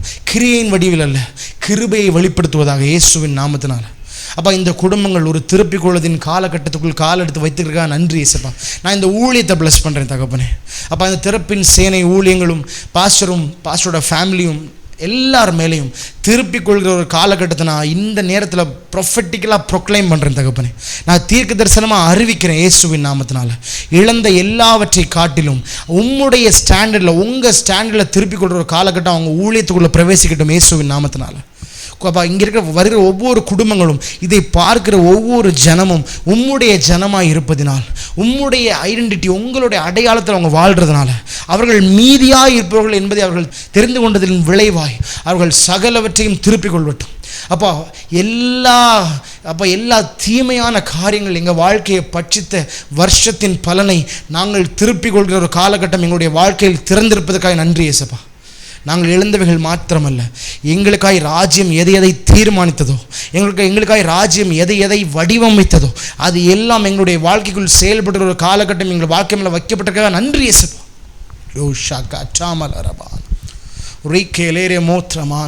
I declare a season of restoration over this people, O Lord.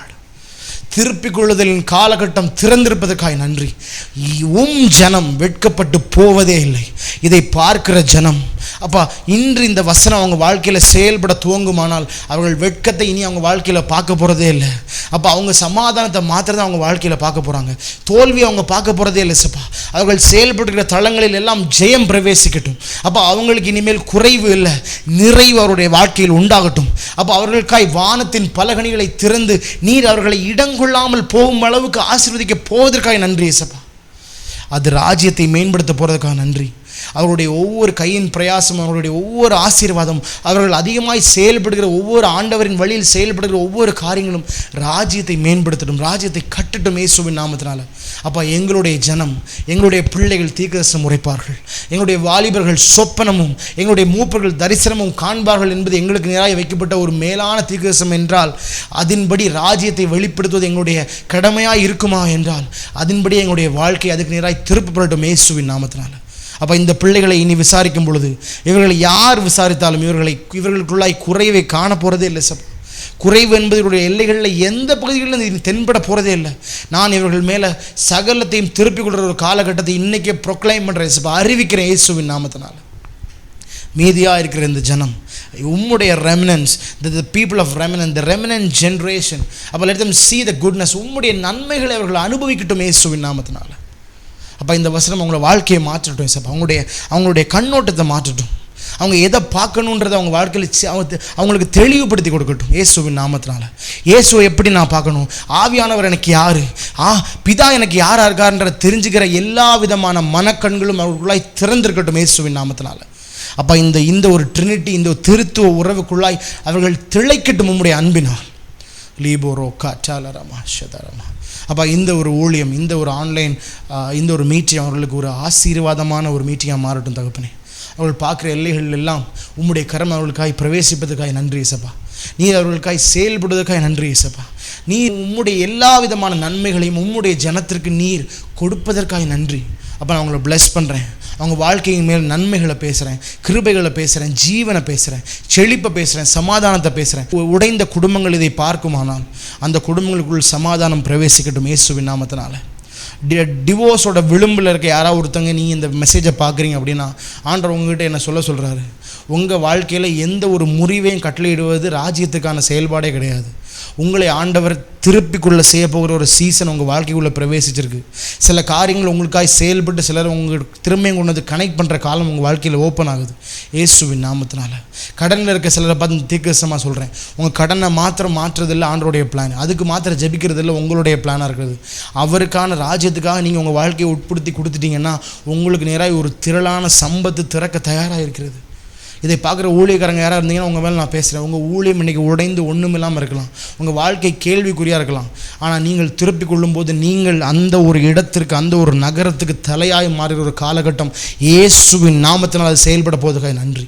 அப்போ அந்த ஜனத்தை பிளஸ் பண்ணுறேன் சார். உம்முடைய ஜனமாக இருப்பதினால், உமக்காய் தெரிந்து கொள்ளப்பட்ட மீதியாக இருக்கிற ஒரு ஜனமாக இருக்கிறபடினால் சகல விதமான கிருபையின் நன்மைகளும் மேன்மைகளும் மகிமைகளும் அவருடைய வாழ்க்கையை இன்னும் அதிகமாக நிறைக்கட்டும் இயேசுவின் நாமத்தினால். அவர்களை சுற்றி பார்க்குற ஜனங்கள் எல்லாம் உங்களை பார்க்க போகிறக்கா நன்றி இயேசுப்பா, உங்கள் கிருபையை பார்க்க போகிறக்கா நன்றி, உம்முடைய மகிமையை பார்க்க போகிறக்கா நன்றி, உம்முடைய ஜீவனை அவர்கள் பார்க்க போகிறக்கா நன்றி. இயேசுவின் நாமத்தினால் இங்கே வந்திருக்க எல்லாரையும், இதை பார்க்குற எல்லாரையும் நான் பிளஸ் பண்ணுறேன் தகப்பனே. இயேசுவின் நாமத்துக்கு கேட்குற நல்ல தகப்பனே. Amen. Thank you Jesus. Praise the Lord.